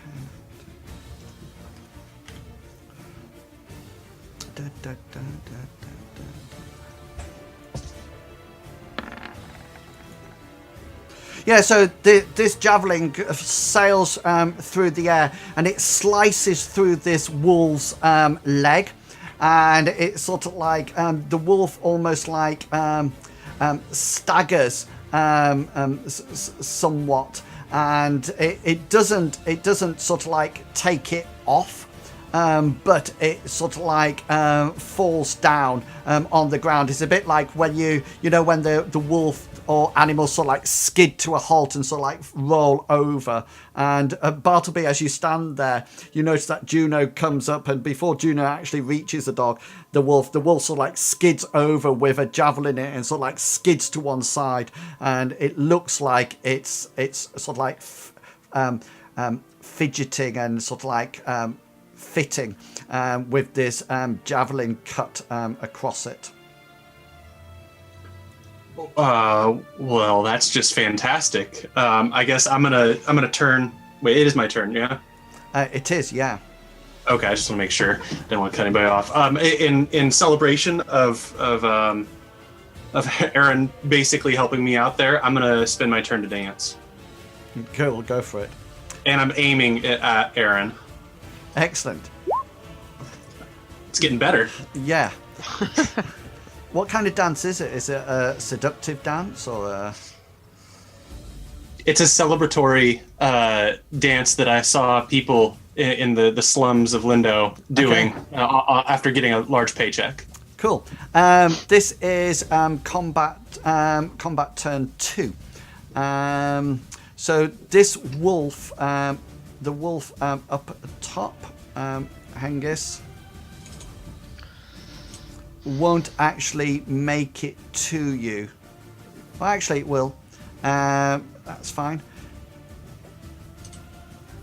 It sort of like gets towards you, and you're sort of like braced there, torch in one hand, sword in the other hand, ready to parry its attack because you delayed your reaction and your action. But at the last moment, even sort of like beyond an arm's length away, the wolf just launches itself straight at you. It doesn't run up and hit you. It launches itself at you. And could you please roll for me? You can decide which one you want to roll. You can either roll your brawn or your evade. It's completely up to you. Probably, yeah, okay.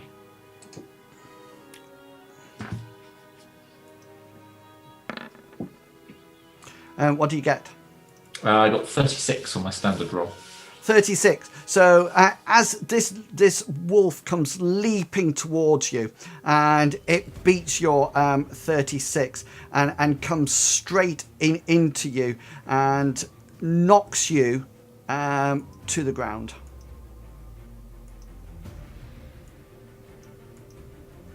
So this is now on top of you on the ground. And this one, Gulliver, it's 6 meters. Can't get to you. Comes to here. And this 6 meters. Can't get to you. And this 6 meters.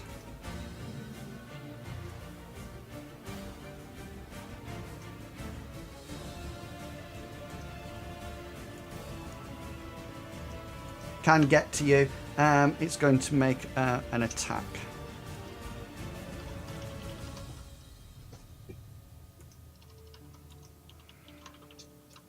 Let me just line these walls up, because otherwise I'm going to lose them very rapidly.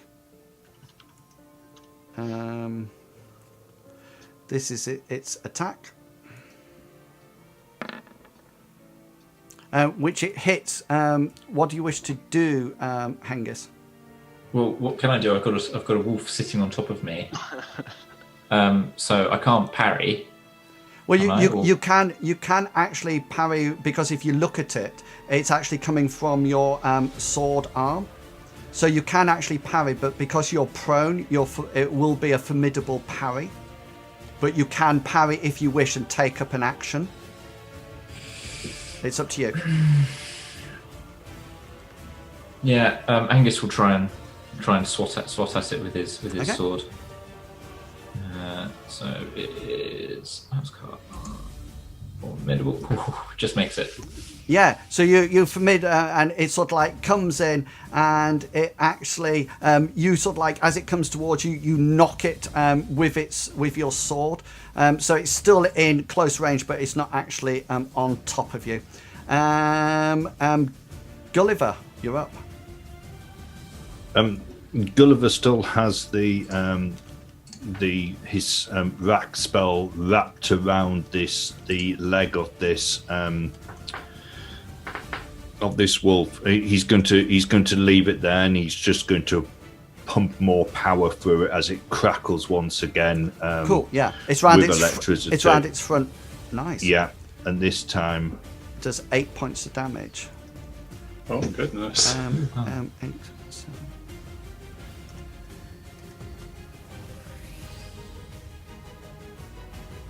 What was your original roll? 5. Oh, it was a crit, wasn't it? Yeah. Yeah. Yeah. So this wolf tries to sort of like yank its leg out from it.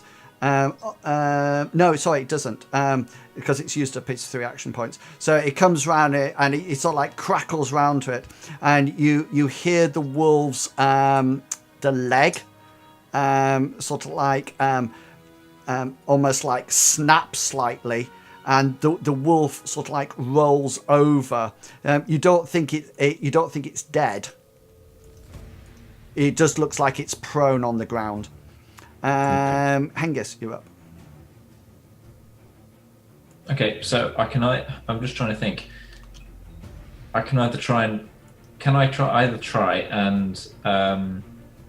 push it off me, or sort of like. So if you want, back, or... if you want to push it off you, then you need to make a brawn roll against the one on top of you. Yeah. My other option was, would I be able to punch out at it with sort of like the guard and pommel of the sword rather than the actual blade? Yeah, and because that might be slightly better because of so that will be distances. an unarmed combat roll, and it will be formidable because you're on the floor. Okay, Hengist is probably going to try and push it off him. Okay, so that'll be a brawn roll. I'm going to use my 1 luck point to reverse that.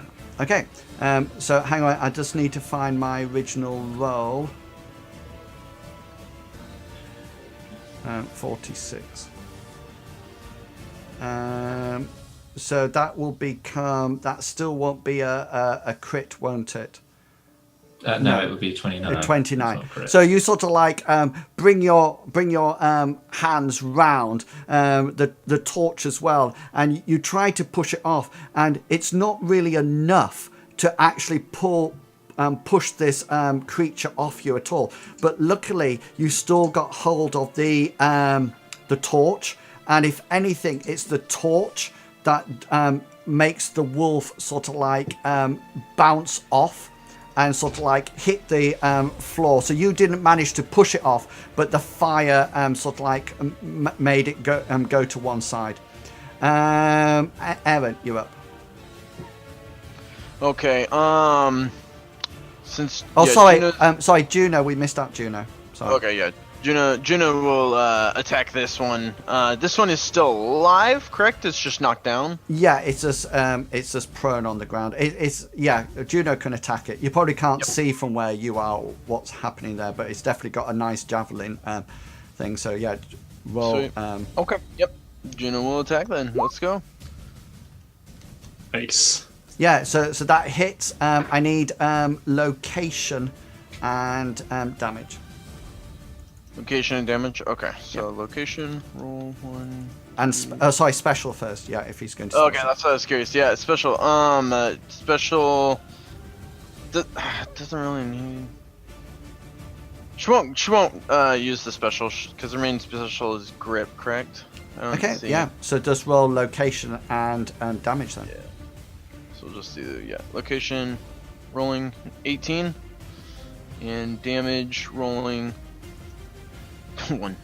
Yeah, so this beast is sort of like on the floor, and you, Bartleby and Era, you see Juno sort of like clamp her mouth around the wolf's head and sort of like clamp it through and then release it. And you notice that there's maybe some puncturing of the skin now and again, but it hasn't sort of like really pierced its tough flesh.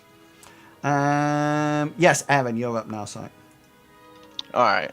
Let me close Juno out. Open up Aaron. This is easy actually. Aaron's just gonna grab his spear out of the ground, his long spear, and turn and face down the wolf charging at him. Excellent. So ready your weapon, and brilliant. And Bartleby, you're up. Am I within touching distance of either Aaron or Goalie? Technically not at the moment because your tokens need to be actually touching to be in combat, so you would have to move into it in order to touch. That's kind of what I was thinking. I'm going to dance my way over there to Aaron until I could physically touch him. So you sort of like do a nice sort of like movement. Yeah. Okay. Yeah, that one's better. And reach there. Right. I just have to. Gulliver, are you all right to continue with your back? Yeah, I'm fine. Yeah. Yeah. Okay then. Okay then. So this is now going into turn 3 for anybody who's actually got actions left. So the Gulliver does. Yeah. Does, you know? Some of the wolves do as well. So, Hengist, you're still on the floor, aren't you? Yeah. For the moment. Yeah. So, Wolf 2 goes first. Okay, so Wolf 2 will launch an attack at you. Which one's Wolf 2? The one... On the right. This one. This one. No. All right. This one. Yeah. Okay. Is that all right? Yeah. No, I just didn't know. And the one on the other side is Wolf 3. Right. Okay. The Wolf 1's in front of you. And Wolf 4 is the one that's approaching Evan. Aaron. Yeah.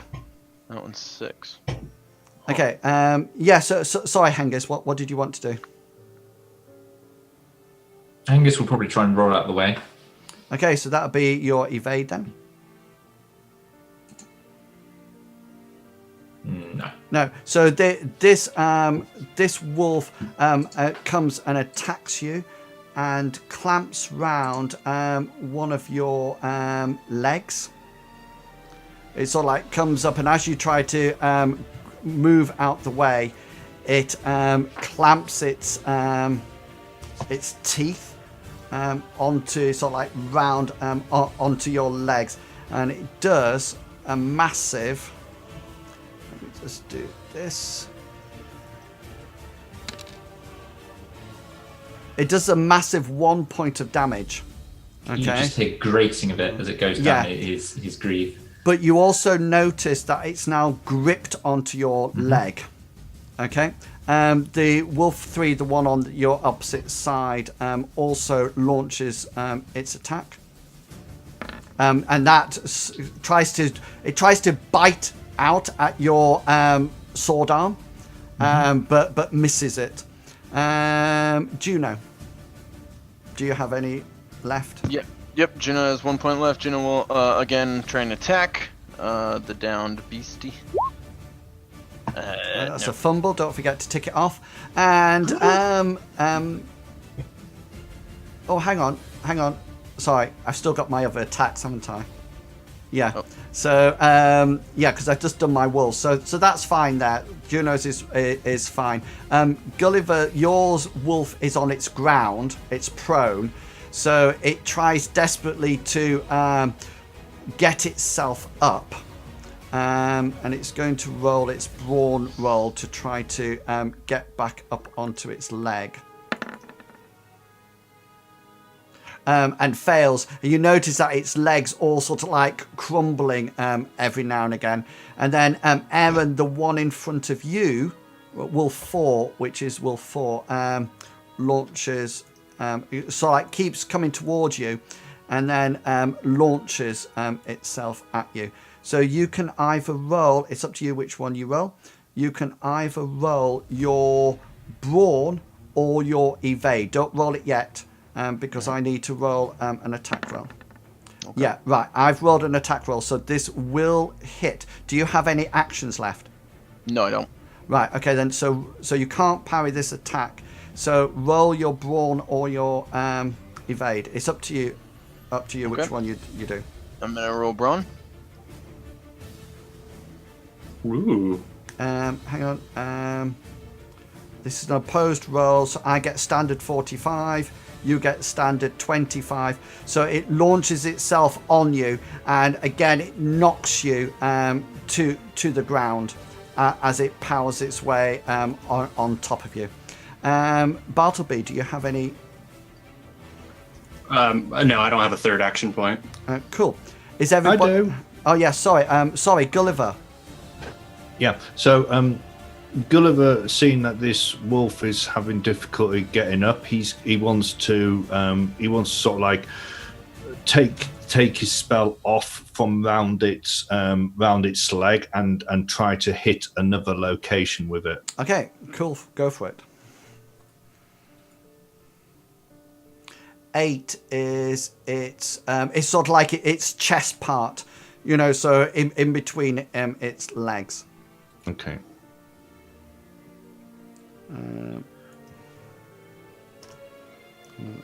For 2 points. Yeah, so it sort of like crawls up and sort of like crackles round its chest, and this wolf is now, it's almost as if you're doing like the Sith Emperor on it. This dog is sort of like, this wolf, is rolling around the place, and you're sort of like going with this crackling lightning around it. It's definitely on the ground. It can't get up at the present moment in time, mainly because you bust its leg. Right. Anyone else? Nope. No. Excellent. Okay then. So we're going into, this is combat round 2, turn 1. So endurance checks will be done at the end of this round for anybody who is actually up for it. So everybody's APs are refreshed. And it's Wolfie's turn first. So Gulliver, this is your wolf trying to get up with its brawn roll. No, it sort of like rolls around it, and you notice now that it's trying to limp somewhat away from your crackling lightning spell. Which is it trying to escape or not? Oh, most definitely. Okay. So this is now this is Wolf 2, Hengist. So it's the one to that's got hold of your leg. Okay. Yeah. And it does 3 points of damage. Once again, you just hear more sort of like Yeah. a bit So teeth grating against his armor. Yeah. So it's still got firmly attached, and it's just sort of like chewing your leg. And then Wolf 3, which is the one on the other side, hits you. Hengist is going to try and parry it. So remember, are you still prone? Yeah. Yeah, so this will be a formidable roll, yeah. Well, I'd like to think he's sitting up at this point, but yeah, he's still prone. Yeah, that's good enough. That's good enough. So he sort of like lunges in and to hit it, and you're I just need to check this because of the weapon sizes. How big's your weapon? My weapon is a medium weapon.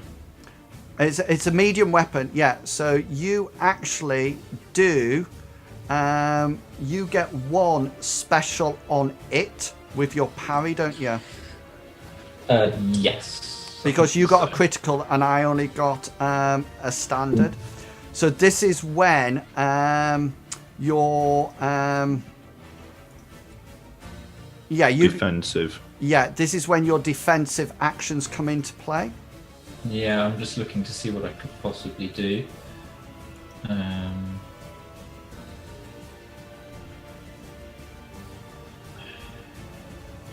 Yeah, I don't think... No, I probably can't use Slip Freak because it's on a different wolf.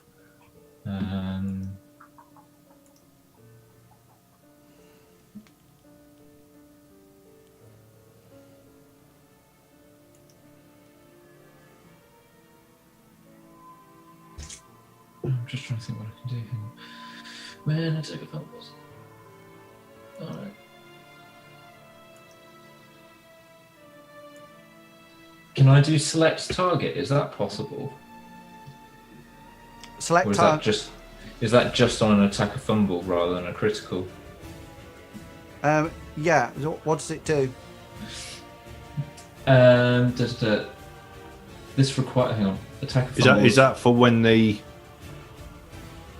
attacker fumbles? Yeah, as that's well? what I just want to make sure before I do anything. I'm just reading it out. So attacker fumbles. Oh yeah, When I they haven't. Sorry, I haven't You haven't fumbled. fumbled, so I can't use Yeah, that one at all. no. Then. Okay, no, that's fine. I can't. I'm assuming I can't use slip free because it's on a different wolf. That's Correct. gripping me. Yeah.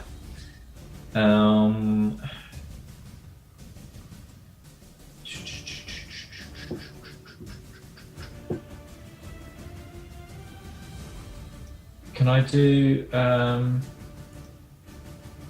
well, there's not much I can do. Can I ask a quick question, Inwills? Yeah.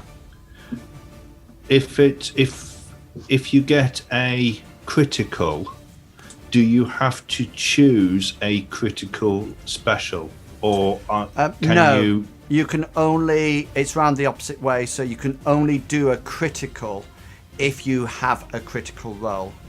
Okay, but if you get a critical, you could choose a standard. If there was no relevant criticals, right? Yeah, exactly. Okay. So you are right in what you're thinking. Right.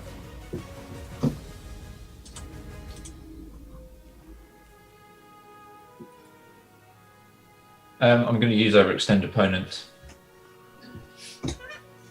So the defender sidesteps or retreats at an inconvenient moment, causing the attacker to overreach himself. The opponent cannot attack this turn, and it is stackable. Is that all right to use? Yeah, this turn. Yeah, not a problem. Yeah, so that's absolutely fine. You sort of like, as it comes towards you to bite you, you sort of like manage to shift your weight, and it sort of like reaches out and snaps, and sort of like has to recover for the rest of this this turn. Yeah, so that's, I think that is. Yes, so now that's your wolf. So Aaron, this is your wolf now. Yeah. Okay. So this is so this tries to snap at you. You can parry it if you wish with the shaft of your spear, if you wish, but it would cost you an action. It would cost me an action. Yeah, I'm gonna do it. Last time I didn't, and I'm regretting it. I'll do it. Do I roll? You just roll your normal to hit roll. Yeah, your normal skill roll. Yeah. So my standard roll was 43. Your standard roll is 38. So therefore, I win the attack. So this is coming down at you. You will. So this is going to come in at your right arm. Lo and behold, and this is going to hit you for this amount. 1 point of damage. If you got armor on there, then do you have any armor on? I do. I have fur hide armor. What's the AP 1? 1. Yeah, so as the wolf comes towards you, you try to move your shield, but you expose your right arm, and the wolf grabs hold of your right arm, and you feel its jaws clamp onto your arm. It doesn't penetrate your armor, but this wolf is firmly attached to your right arm. That's I think that's all the wolves done. So Juno, you're up. Okay.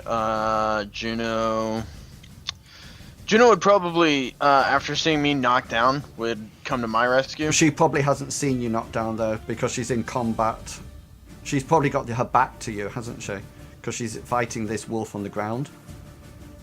Could have, yeah. Yeah, I could see that. All right. Unless you use you could use a free action to call her to you. Yeah, I could do that. As I get knocked down and pinned on me, Juno, Come! So she will start coming towards you. So she can have her action this round. Moving. No, she will fight the dog because your free action won't actually come off to 13. Oh, I You see. see, so she will actually Yeah. carry on fighting the Fighting, Yeah, right. Okay. and then you will shout it on 13.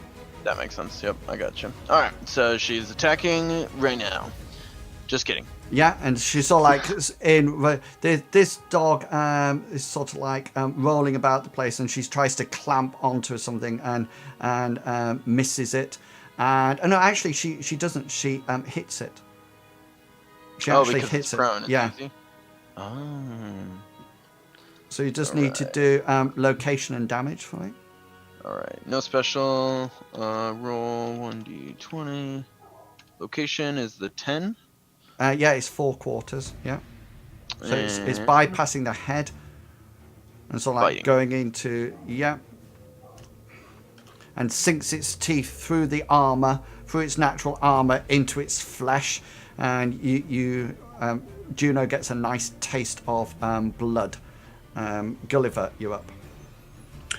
As soon as Gulliver sees that this wolf is trying to escape, even though he knows he could probably destroy it, this action, Come to the He's- dark side. he's going to No, come to- he's going to drop his spell yeah. and use and survey the area to see who's in most difficulty. Okay. Seeing that Hengist is on the floor being petted by 2 wolves, he is going to start casting a spell in that direction. Okay. So the spell casting on this one. Yeah. Yeah, this is going to take 3, so this is the first of 3. Yeah. Cool. And Hengist, you're up. So yeah, Hengist is going to try and lash out at Wolf 2, is it? The one on your leg. Yeah. Yeah, the one on my leg. He wants to get it off my leg, so he's going to make a swipe at it with his sword, I think. Yep. Cool. Oh no, almost wrong button. No.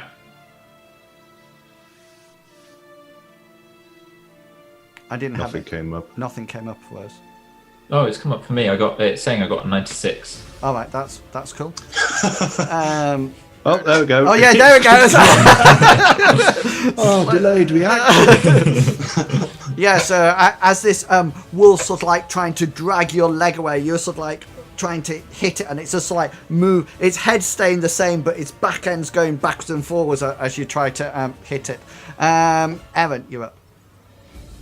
Okay, at this point, Aaron will call Juno and Yep. attempt to push this beastie off. What do I need to roll for that? Brawn. Brawn, okay.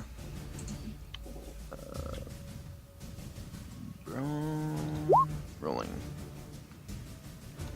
No, so it's attached to your arm, and you sort of like try to shake it off, and it's firmly, well and truly, sort of like had its teeth sunk into your arm. And Bartleby, you're up. Now that I've finished boogieing on over to my pal Aaron, I'm going to pray to Amriel to protect this downed friend of mine as much as she's going to protect me. Cool. Which we'll see what that means in translation right Now. now. Oh. And of course, this is the little prayer I'm praying upon my Yeah. pal. I'll stick that on him as well. Excellent. So that's spell casting from you. Okay. So this is going now to turn 2. Wolves go first. So this is wolf number. I'll go from bottom up to the top this time. So wolf number 4, which is the one on you, Aaron, does 2 points of damage to your arm. Now, one of them will be absorbed by your armor, so you need to now roll 1d3 from the protection. Protection! D3, rolling. Yeah, and the you reduce it by that amount. So the second point of damage that would have gone into your arm is protected by the Amriel's spell cast, and then dissipates.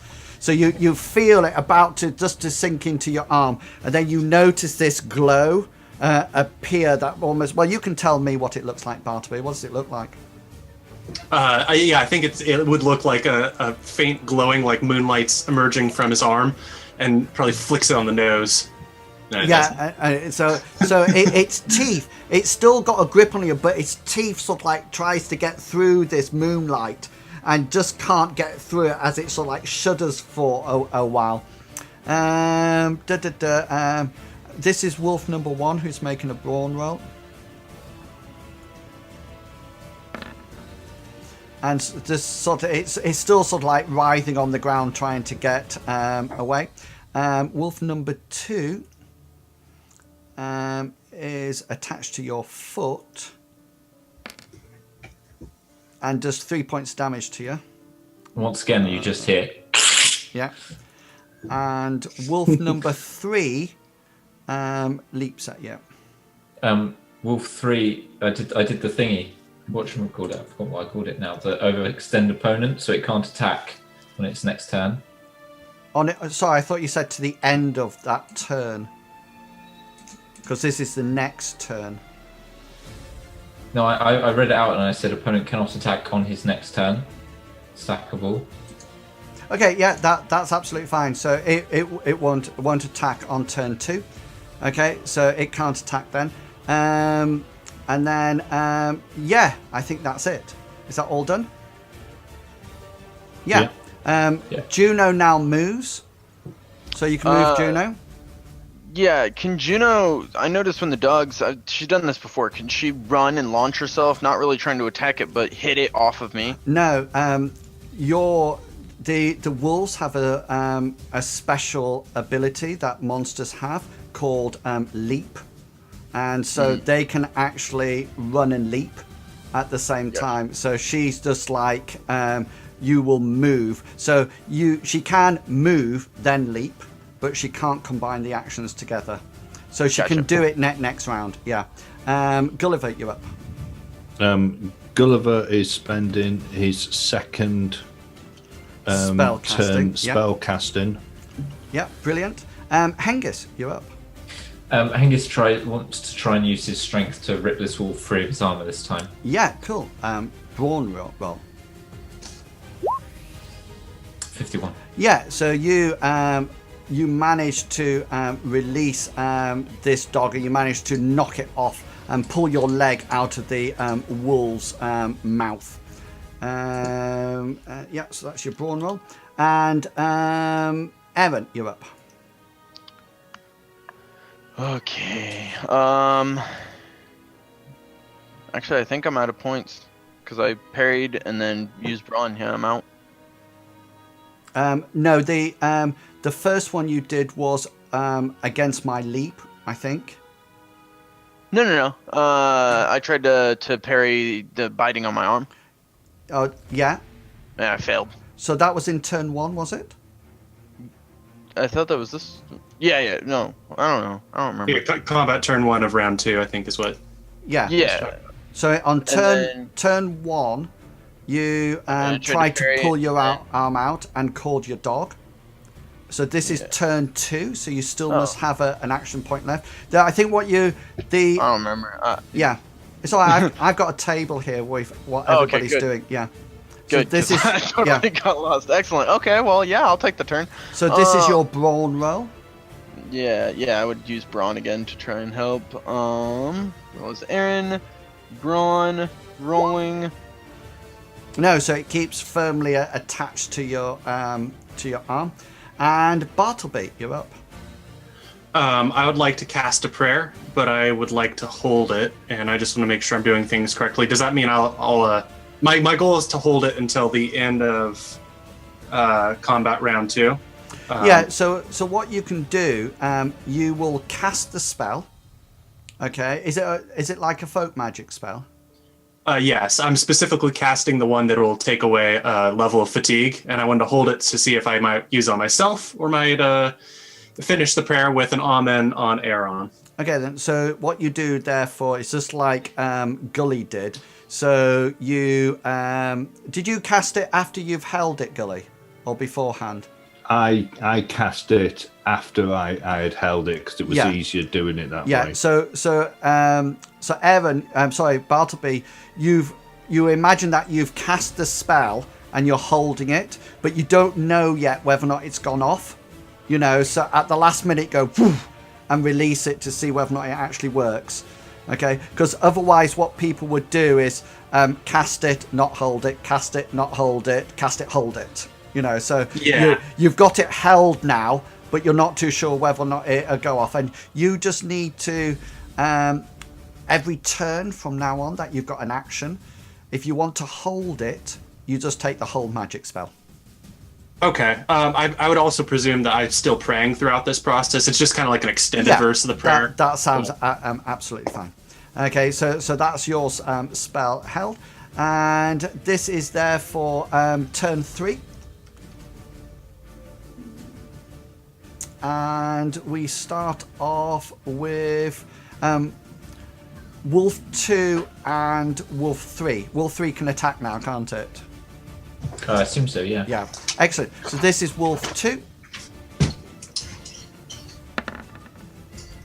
And that lunges at you, but misses. This is Wolf 3.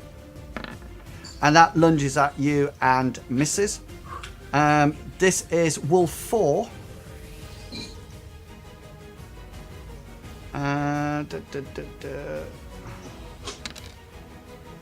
Does 3 points to your right arm again.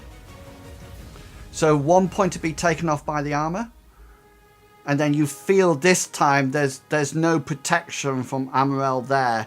And you feel its teeth sink into your right arm area. You take 2 points of damage to it. Got it. And then it's Juno's turn to attack. So you have a choice now. You can either do a normal attack. Do you want to try to knock the wolf off you? Yes. Okay, then, so what happens now is that you do a normal attack, or you can do an athletics roll. It's up to you, whichever is higher for your dog. And then I make an opposing brawn or evade skill, whichever I want to roll. Okay. I'm going to use athletics. I'm rolling now. Okay. So you launch yourself. Juno, you sort of like got this wolf attached to your arm, and also you see Juno come launching itself over your head, and tries desperately to sort of like whack this wolf off, but it's yeah. I just wanted to. I wanted to make sure that was gonna miss. Can I use a luck point of Juno's to re-roll it? By all means. I always forget that she has luck points. All right, I'm re-rolling. Well, why not just reverse it? Yeah, reverse it. Yeah, that would be smarter. Let's do that. Yeah. Okay. Then, so therefore, your standard roll will be 58. Mm-hmm. Let's see what my highest one is. That one. Yeah. The wolf tries to avoid it, but gets 90. So he sort of like rips it off your arm. And the wolf and Juno sort of like land to one side, squaring off against each other. And that's Juno's third attack, isn't it? There? Yep. Yeah. Gulliver. So this is the third one. Yeah, so, this is when it'll come off. Yeah. So I'm now going to roll the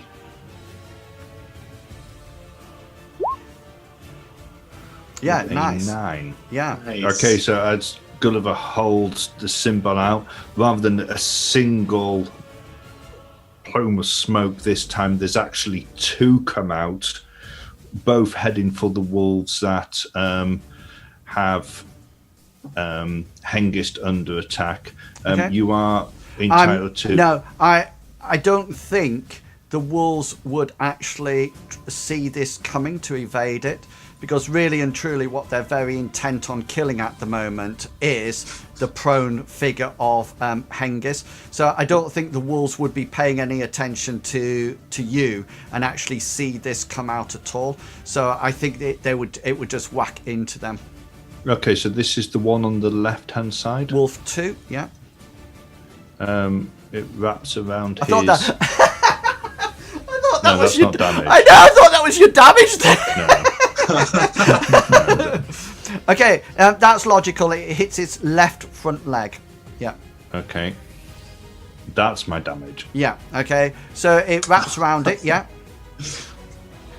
And this is the other wolf. Yeah. 9. 9. Yeah. It's like his chest area. Yeah.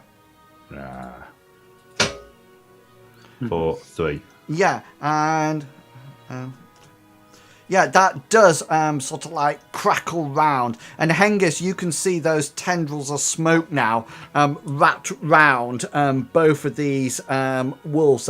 And you've seen Gulliver cast this spell before. And you can see the lightning crackling round it. Hengist, you're up.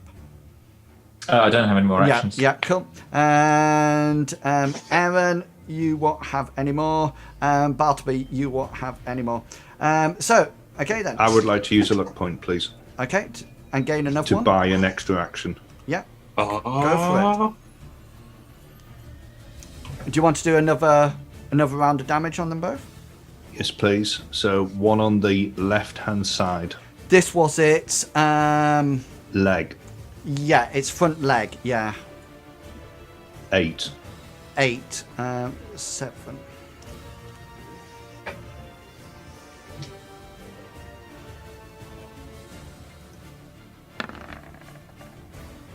What was your original spell casting roll, please?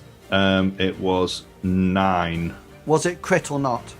It wasn't, no. Okay, so I get 60 on my standard, Okay. which means so mine. you won that. I won it. Yeah, correct. Yeah.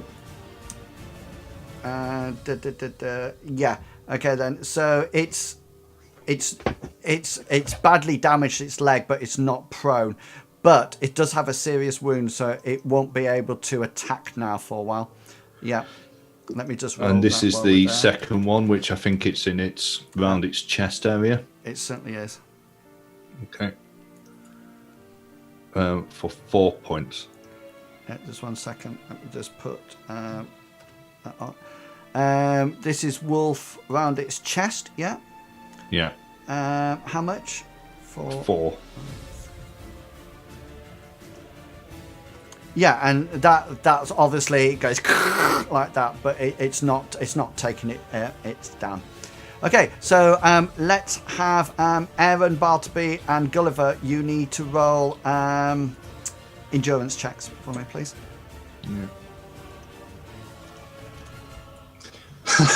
Well, I guess this is the time when I'd like to stop holding that spell, if I may. Okay, just 1 second. Right, yeah. So Gulliver's failed. Aaron's failed. Right, so cast it without your endurance first. Alrighty. And big money. Amriel, give me big money. Oh, big money. Oh. Yeah. So It what does. is that? Is that? What does it do? Put it right there. I feel alive and energetic. Yeah, so that's that symbol going on yours. Yeah, cool. So you're without anything. So this is going into combat round 3, turn 1. So heading from the top, going down. Wolf 2 can't do anything because it's been seriously wounded and it's got to wait 2 turns, so it won't come into its 3rd turn. Wolf 3 can, however, do something, and it will launch its attack, Hengist, at you. Okay. And does hit with a 15. Angus is going to try and parry. Okay.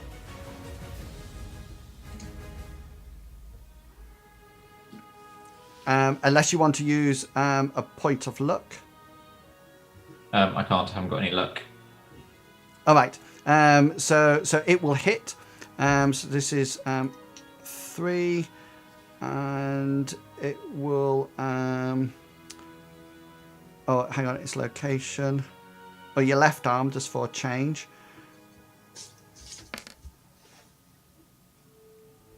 4 points damage, and it's grabbed hold of your left arm. So what we'll say that happened, as it's come round, you sort of like twisted, and it's grabbed your arm, and you sort of like gone back round, and you've sort of like taken this whole wolf with you, still attached to your arm, as it's gripped onto it. So it's now here on this side. Okay, this wolf 4 is coming at Juno, because Juno knocked it off, and it's now facing off to each other. Don't roll anything yet, but he takes a snap out and actually misses. And that's all my wolves done. So Juno, you're up next. Okay, Juno will attack. Rolling. No. Miss. I'm use one of her luck points. Okay. Just to reverse that. Yeah, cool. So that'll be 18, yeah? Yeah, and then I want to use grip. All right, well, yeah. So just wait, because I get to try to get to. So I just rolled the wrong thing there, because I can't parry it, but I can try to evade it. Oh. Yeah. And what was your roll? Your attack roll for your standard? It would have been a standard 18. 18, and it got a critical. So it's now it's rolled over here, but because it's evaded, it's now literally prone on the floor. So it's a bit like Juno goes to do it, and the dog sort of like rolls onto the floor to evade. And Gulliver, you're up. Gulliver still has this spell in effect, and on the locations. The one that it was on the leg, has it taken? Is the leg still? It's still attached. It's just taken a serious wound. So, but it made its roll. Right. So it didn't snap off or anything. But it's a serious wound. So it made its roll. So it can continue to fight. Let me just read it to you. So. The victim cannot attack or start to cast spell for the next 1d3 rounds due to it being distracted. But it looks limp as far as Gully's concerned. Yeah, and this is its first turn. That if it looks attack. limp, then Gully's going to take it that it's out of action, so he's going to change location on that. Okay, yeah. Oh yeah, fair dues. Yeah. On that tendril. Number 2 will be number 3. Sorry, right. That would be a hind leg, but I suggest that we move it to a front leg. Fine. Yeah. Because I think that'll be more sensible. Yeah. 3. And 3 points of damage. Yeah. So it crackles round the next one. And now this one has it in the chest. It certainly does. Yeah. Yeah, so that one's just going to be taking 6 points. 5 points. 5.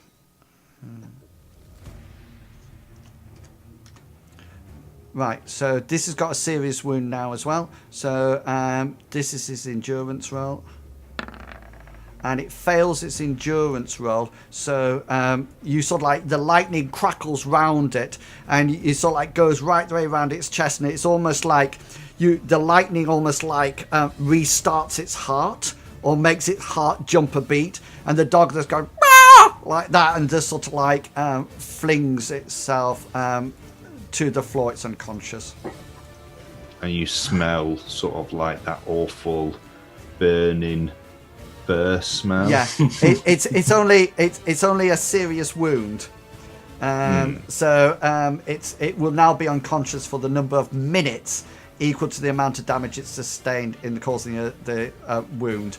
So it's just so you know. 6. No, because it doesn't right. take all of that. It's 3 minutes. It'll be out. 4. And then, sorry, whose round was I on? That was just mine. So Yeah, it'll be Hengist next. Yeah, sorry, let me bring up my account. Yeah, so Hengist, yeah, it's you. So Hengist is going to finally be able to stand up, Okay, excellent. and then he's going to call to Gully. Thank you, Gully. Brilliant. And Aaron, Just take you're my up. face off and make me a character. Aaron's gonna stand up as well. Okay. And sorry, Juno. I missed Juno outside. Did we? Yes. Yeah, the wolf attacked, and went prone. Oh no, No, Juno attacked. no, Juno not attacked because. Oh yes, and I evaded. Yeah. Juno Yeah, missed. cool, You yeah. got a critical evade. Yeah. So Thank you. Yeah. Brilliant. And so Bartleby, you're up. As Aaron's kind of standing up, I want to be doing my dance and praying down on him, and I'm going to cast a prayer that I just cast upon myself, all about energy, being positive, and not being a tired person. And we're going. Oh, nice. I don't know what this means, but hey, Aaron. it means it doesn't cost you any magic points. I think. Is it just is it a folk magic? Yes, Yeah. it is. Oh no, you get some back. No. Is it a critical success? Yeah. Is critical success for folk magic is a cost you 0. No, actually, that's gutted. wrong. I'm sure that's wrong. This is all good to me. Sorcery, I think I get some spell points back. Oh, right, that'll be it. Yeah, because I haven't got. Yeah, I think I'll be right. I think it's sorcery that you. Yeah, it is because underneath it, it says sorcery, critical success. Yeah. So so you take note, and what's that? That removes all. Just one level of fatigue. Right, and then it dissipates. Yeah. Yeah, but they also feel alive and energetic. Yeah, okay, that's fine. Hopefully things will be dead by then. So that's a spell cast. Excellent. And therefore we're going into turn 2. And Wolf 2 it can't attack. That's right, isn't it? It's not it's not in combat round, but it can't attack. Because that's the one. Is that the one that was pushed off? So this, so this is the second. Yeah, this is the second thing, but it's not in combat. No, that's right. That was right, Hengist. You kicked it off, didn't you? You pushed it off your foot. Yeah. Yeah. So that wolf starts to move. It's not in combat, so it doesn't need to evade or anything. Is your thing still around it? It is at the moment, yes. Okay, then. So it can move 6 meters. It would still be around it then, because Okay. as long as it doesn't go out of 15 meters, Okay, which then. is the. Yeah, so it'll be its movement is 6 meters, so it'll go out of that one. This one here will get up and square off against Juno, and number 3 is out. Yeah, and that's me done. And Juno. Juno hasn't been ordered, so Juno will just keep attacking. Okay. So she's going to have to close range. That'll be her action to close range onto the dog, because the dog rolled out the way beforehand. And Gulliver, you're up. As soon as Gulliver sees this one, Yeah, can you do that one first, and then I can see. he drops the spell as soon as he Alright, sees okay. it. What about this one? Is this one still? That's the one Does it that look- that's the one that you gave a serious wound to. It failed its roll, so it's now unconscious. Gulliver thinks it's dead. He drops Yeah. the spell. Okay, cool. Hengist, you're up. So Hengist is gonna. He wants to use his action to sort of like observe the situation, if that's possible. Is that a free Yeah. action? I can't remember. So he wants to sort of like sit. He wants to stand there ready and sort of like scan to see if we've beaten off the first wave of wolves, if there's another wave of wolves coming in Yeah. or preparing to come in. Yeah, just make a perception roll then for me, please. Aaron, you're up.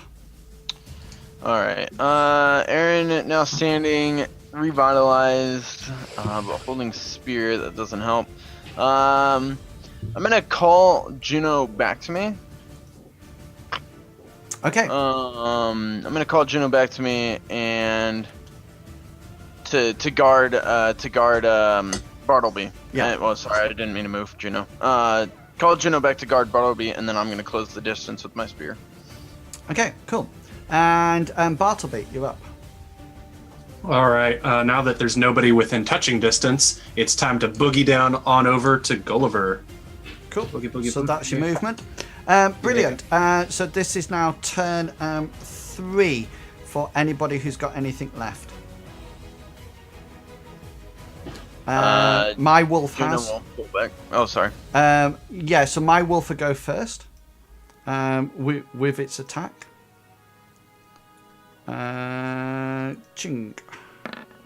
Yeah, so it gets a critical. 4. Okay. So Juno can evade. Attacking Juno. Okay. He can't parry because dogs can't parry, but it can evade if it wishes. If it's got, does it have a? Yeah, it does. Yeah. Yep. So it can evade, and you fail because mine's a critical, and you've succeeded as your standard. So you would need a crit. So the dog sort of like, which dog is this? Wolf is this? 4. So this hits Juno. Oh, I need to roll a d20, don't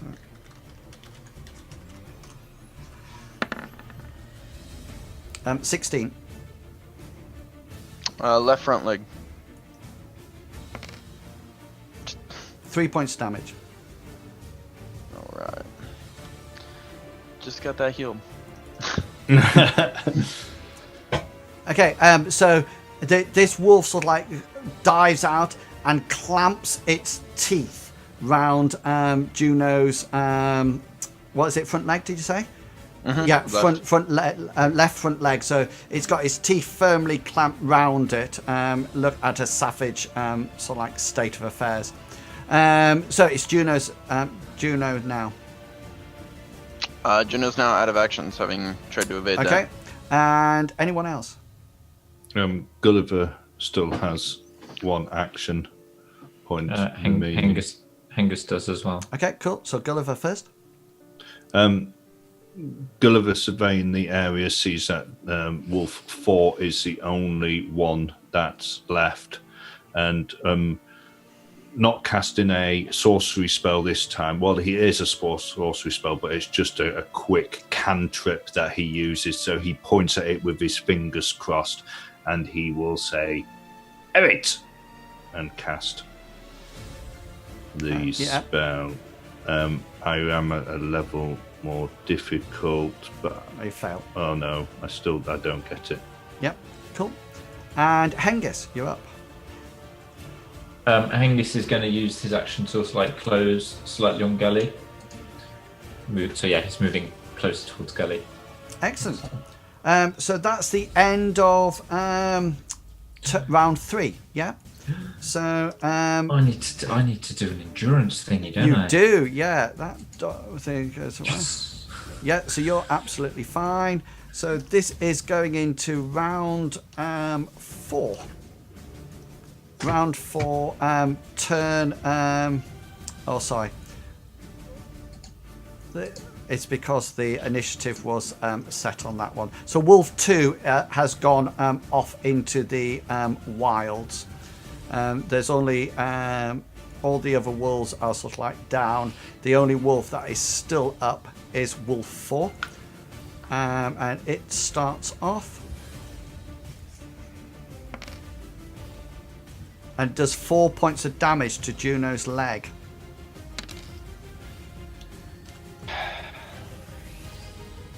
What's Juno's leg down to? Right back to -3. What's the total amount of hit points on it? 4. 4. Okay then. So she needs to make she needs to make an endurance Well, I'm gonna use the luck point to re-roll that. okay. Come on, girl.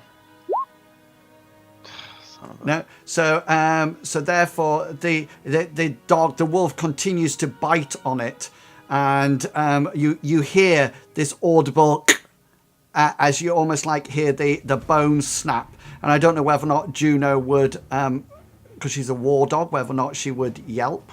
I don't know, or whether or not she wouldn't, but she does that, and she falls prone on the ground, and she can't roll a 1d3.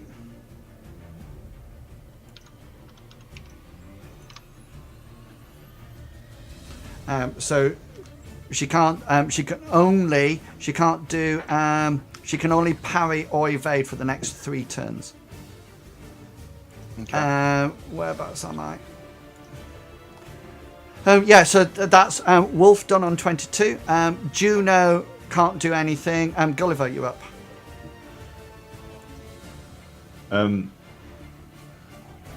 Gulliver's going to try exactly the same spell again. Cool. Or should he?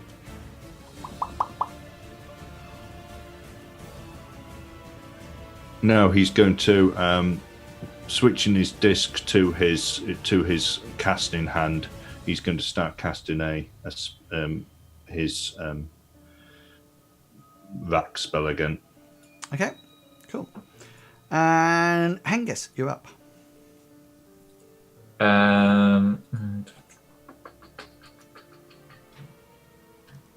Hengist is going to leave the safety of the tree and is going to come to Juno and Aaron's aid. Okay, so movement, brilliant, thank you. Aaron, you're up. Aaron's gonna attempt to skewer the dog. Okay, now because I'm just coming into your character sheet, so don't move it.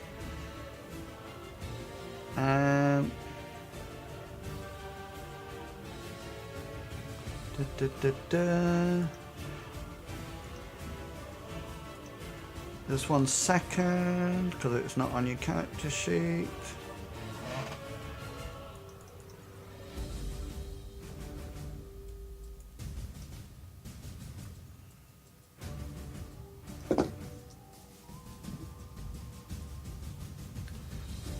You need to find out what 30 plus your power and charisma is. Power and charisma combined? Yeah, so add power and charisma together, then add it on to 30. 49. 49.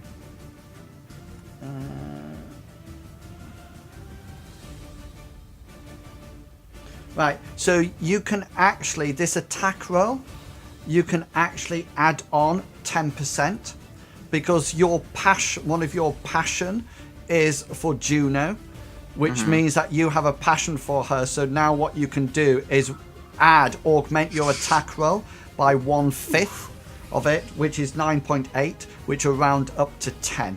So roll it, and then your skill is now 10 high. So what you can do, you'll have a temporary place on your... Add 10 to that? Add 10 to that, and then just roll it as normal. Rolling now. Oh, and not even the love for your dog allows you to hit. Have you got any more luck left? I do not. No. Okay. And Bartleby, you're up. Yes, I have danced over to Gulliver, and I'm going to pray for all of the optimism and energy because I'm just brimming to the top with it. I'm going to pray as hard as I can for this non-believer. And does Amriel love you? Yes, she does. She certainly does. Take that, Gulliver. So, Gulliver, you lose all your fatigue. Yeah, he just dropped it.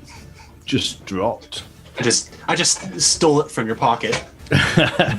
Okay. You're not getting that back. This is now combat round 4, turn 2. Wolf goes first.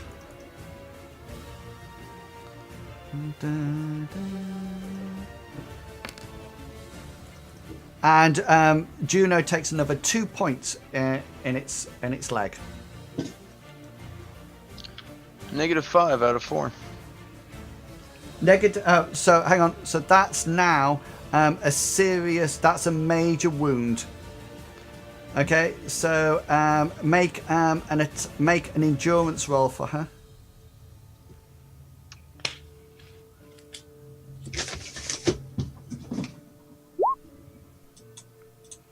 Okay. So she actually drops unconscious, but she's not dead. She's unconscious on the ground. And it's Gulliver. You're up. Okay, so this is the second round, second turn. So my spell comes off, which is another rack spell. So the tendril of grey smoke. Because you're only doing it on one person. One person. So the only thing that I've changed is the actual range of it. Yeah, cool. And I'll use a luck point to make a standard roll because I don't have my fatigue anymore. Yeah, so that would be 57. Which would be a hit. Yeah, do some damage then. Location first. 18. Which is its head. Yes. Oh, for 2. Does this use armor? Natural. Yeah, it has natural armor.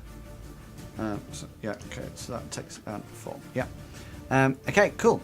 I believe it does anyway. Hengist, you're up. Hengist wants to attack this wolf that's attacking June. Cool. Let's me button it for a moment.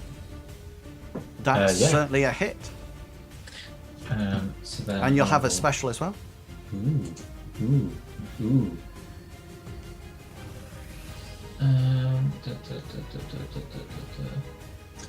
Chop its head off. So you can see if you think about it, you can see Gulliver's spell round this creature's head. Hengist is going to use choose location. No, I can't use choose location. No, can't. I think that's a critical, isn't it? It is a critical, yeah. He'll use shift location then, in that case. Okay.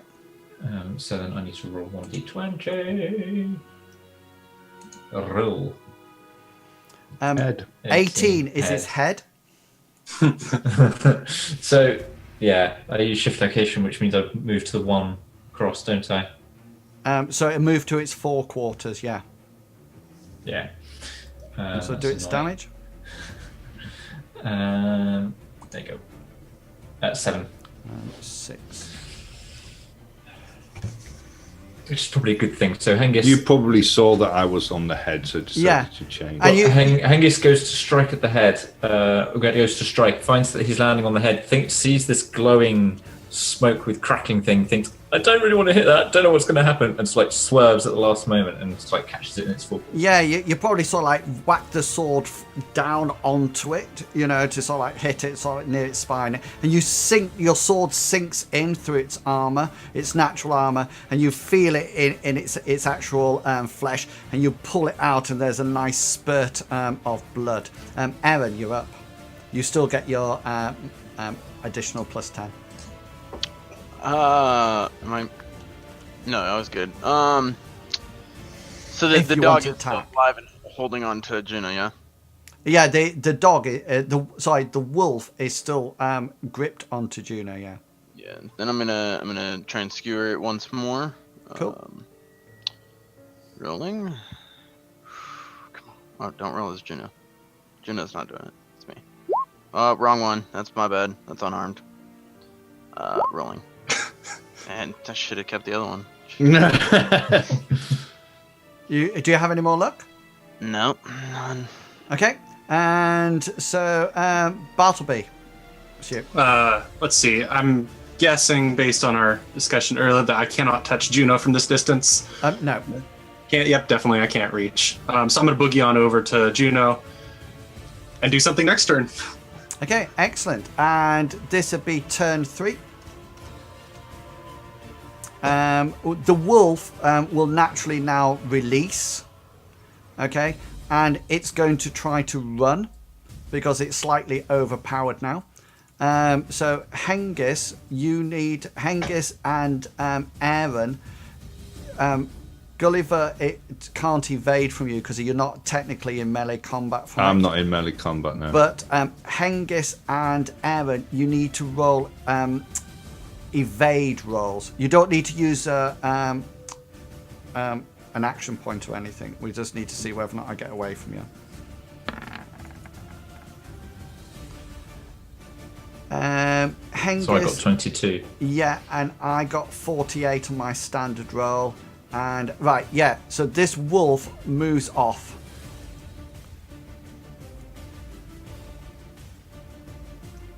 Six meters to there. Gulliver, you're up. Gulliver drops his spell. Okay. Hengist, you're up. Hengist is just going to prepare a defensive action. Okay, and Aaron, you're up. Are we still using? I'm out of action points, if that matters. All right, yeah, sorry, yeah. So that's round combat turn 3, round 4 done then. Okay, is there? Are we going out of combat or are we going into round 5? Oh, that and Bartleby, you need to, and Aaron, you need to both roll endurance rolls. Oh, yes. Yeah. Get some more fatigue so I can... Oh, hang on, no, yeah, you do, yeah. Okay. Don't take that away from me. Yeah, tired. And yeah. Okay, do you want me to go into combat round 5? Or I don't. You step Gulliver out? has no attacks to make. So it all Okay. depends on whether or not somebody's going to make an attack, or whether or not we go into the next. Well, Hengist isn't going to attack any of the wolves that are down on the ground, so it would depend if there are more wolves incoming. Right, okay then. So Wolf 4 will carry off into the back off into the night, and almost like silence drifts over, and you look out around you and you can see almost like the wolves backing off, almost as if they've as if they've done their first attack and almost like tested you and sort of like, you know, giving it a prod, and then are backing off, you know, and they seem to be keeping on the edge, and their eyes are flickering a lot less now. Gulliver turns around to Hengist and says, I got 3.5. How many did you get, Hengist? I decided to try and make friends with them instead, Gulliver. I don't think they were friendly at all. They were not, no.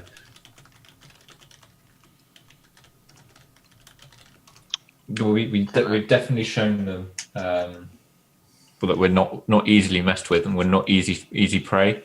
So they might think twice about attacking us again. Or so Juno is sort of like out cold on the floor. It looks like whichever leg it is almost like it's not ripped off. It's almost like shattered internally from this wolf's bite.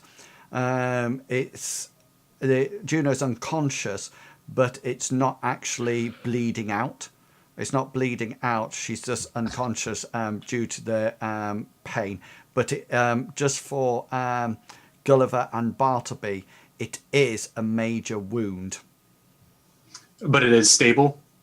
So you're going to have to stabilize it. Somebody's going to have to stabilize it. So can I roll healing canine to? Yeah. Let me just. your healing skill, will stabilize it if you're successful. Yeah. Rolling. That's a nice fumble. So to tick it off. So. Can I seeing him like getting just angry at the wound? Can I step in and say, please, Aaron, this is the area for Amriel to shine down, because that's what I was Gulliver doing. will say, I hope so, Bartleby, because my healing magic can't help. Calling on the goddess of the moon. We're gonna see if we can make some magic happen tonight, everybody. And Why don't you rest first before you cast it? Before you ask for Amriel's blessing. you think, that's a good point. I'm gonna catch my breath before cheering out to my goddess, keeping an eye on the wound while I'm panting. The wound really needs to be stabilized. Yeah, no, I can't stop. I'm gonna roll. We're gonna take this to the next level. So your which spell is it? Yeah, heal wound. Yeah, so your if you look, has no effect on major wounds, save for stabilizing it to prevent death. Oh, I know. Yeah, I still gonna do it anyways. Yeah, so that actually stabilizes the leg. So Juno won't die from the leg wound, but the only way it can be healed is by using Aaron's heal skill as 1d3 per hour to get it up now, and then it will start to heal as normal as it goes through. So once it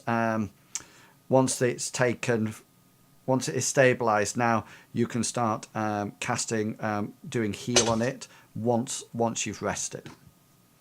Well, guys, what do you want to do? It's 9:45.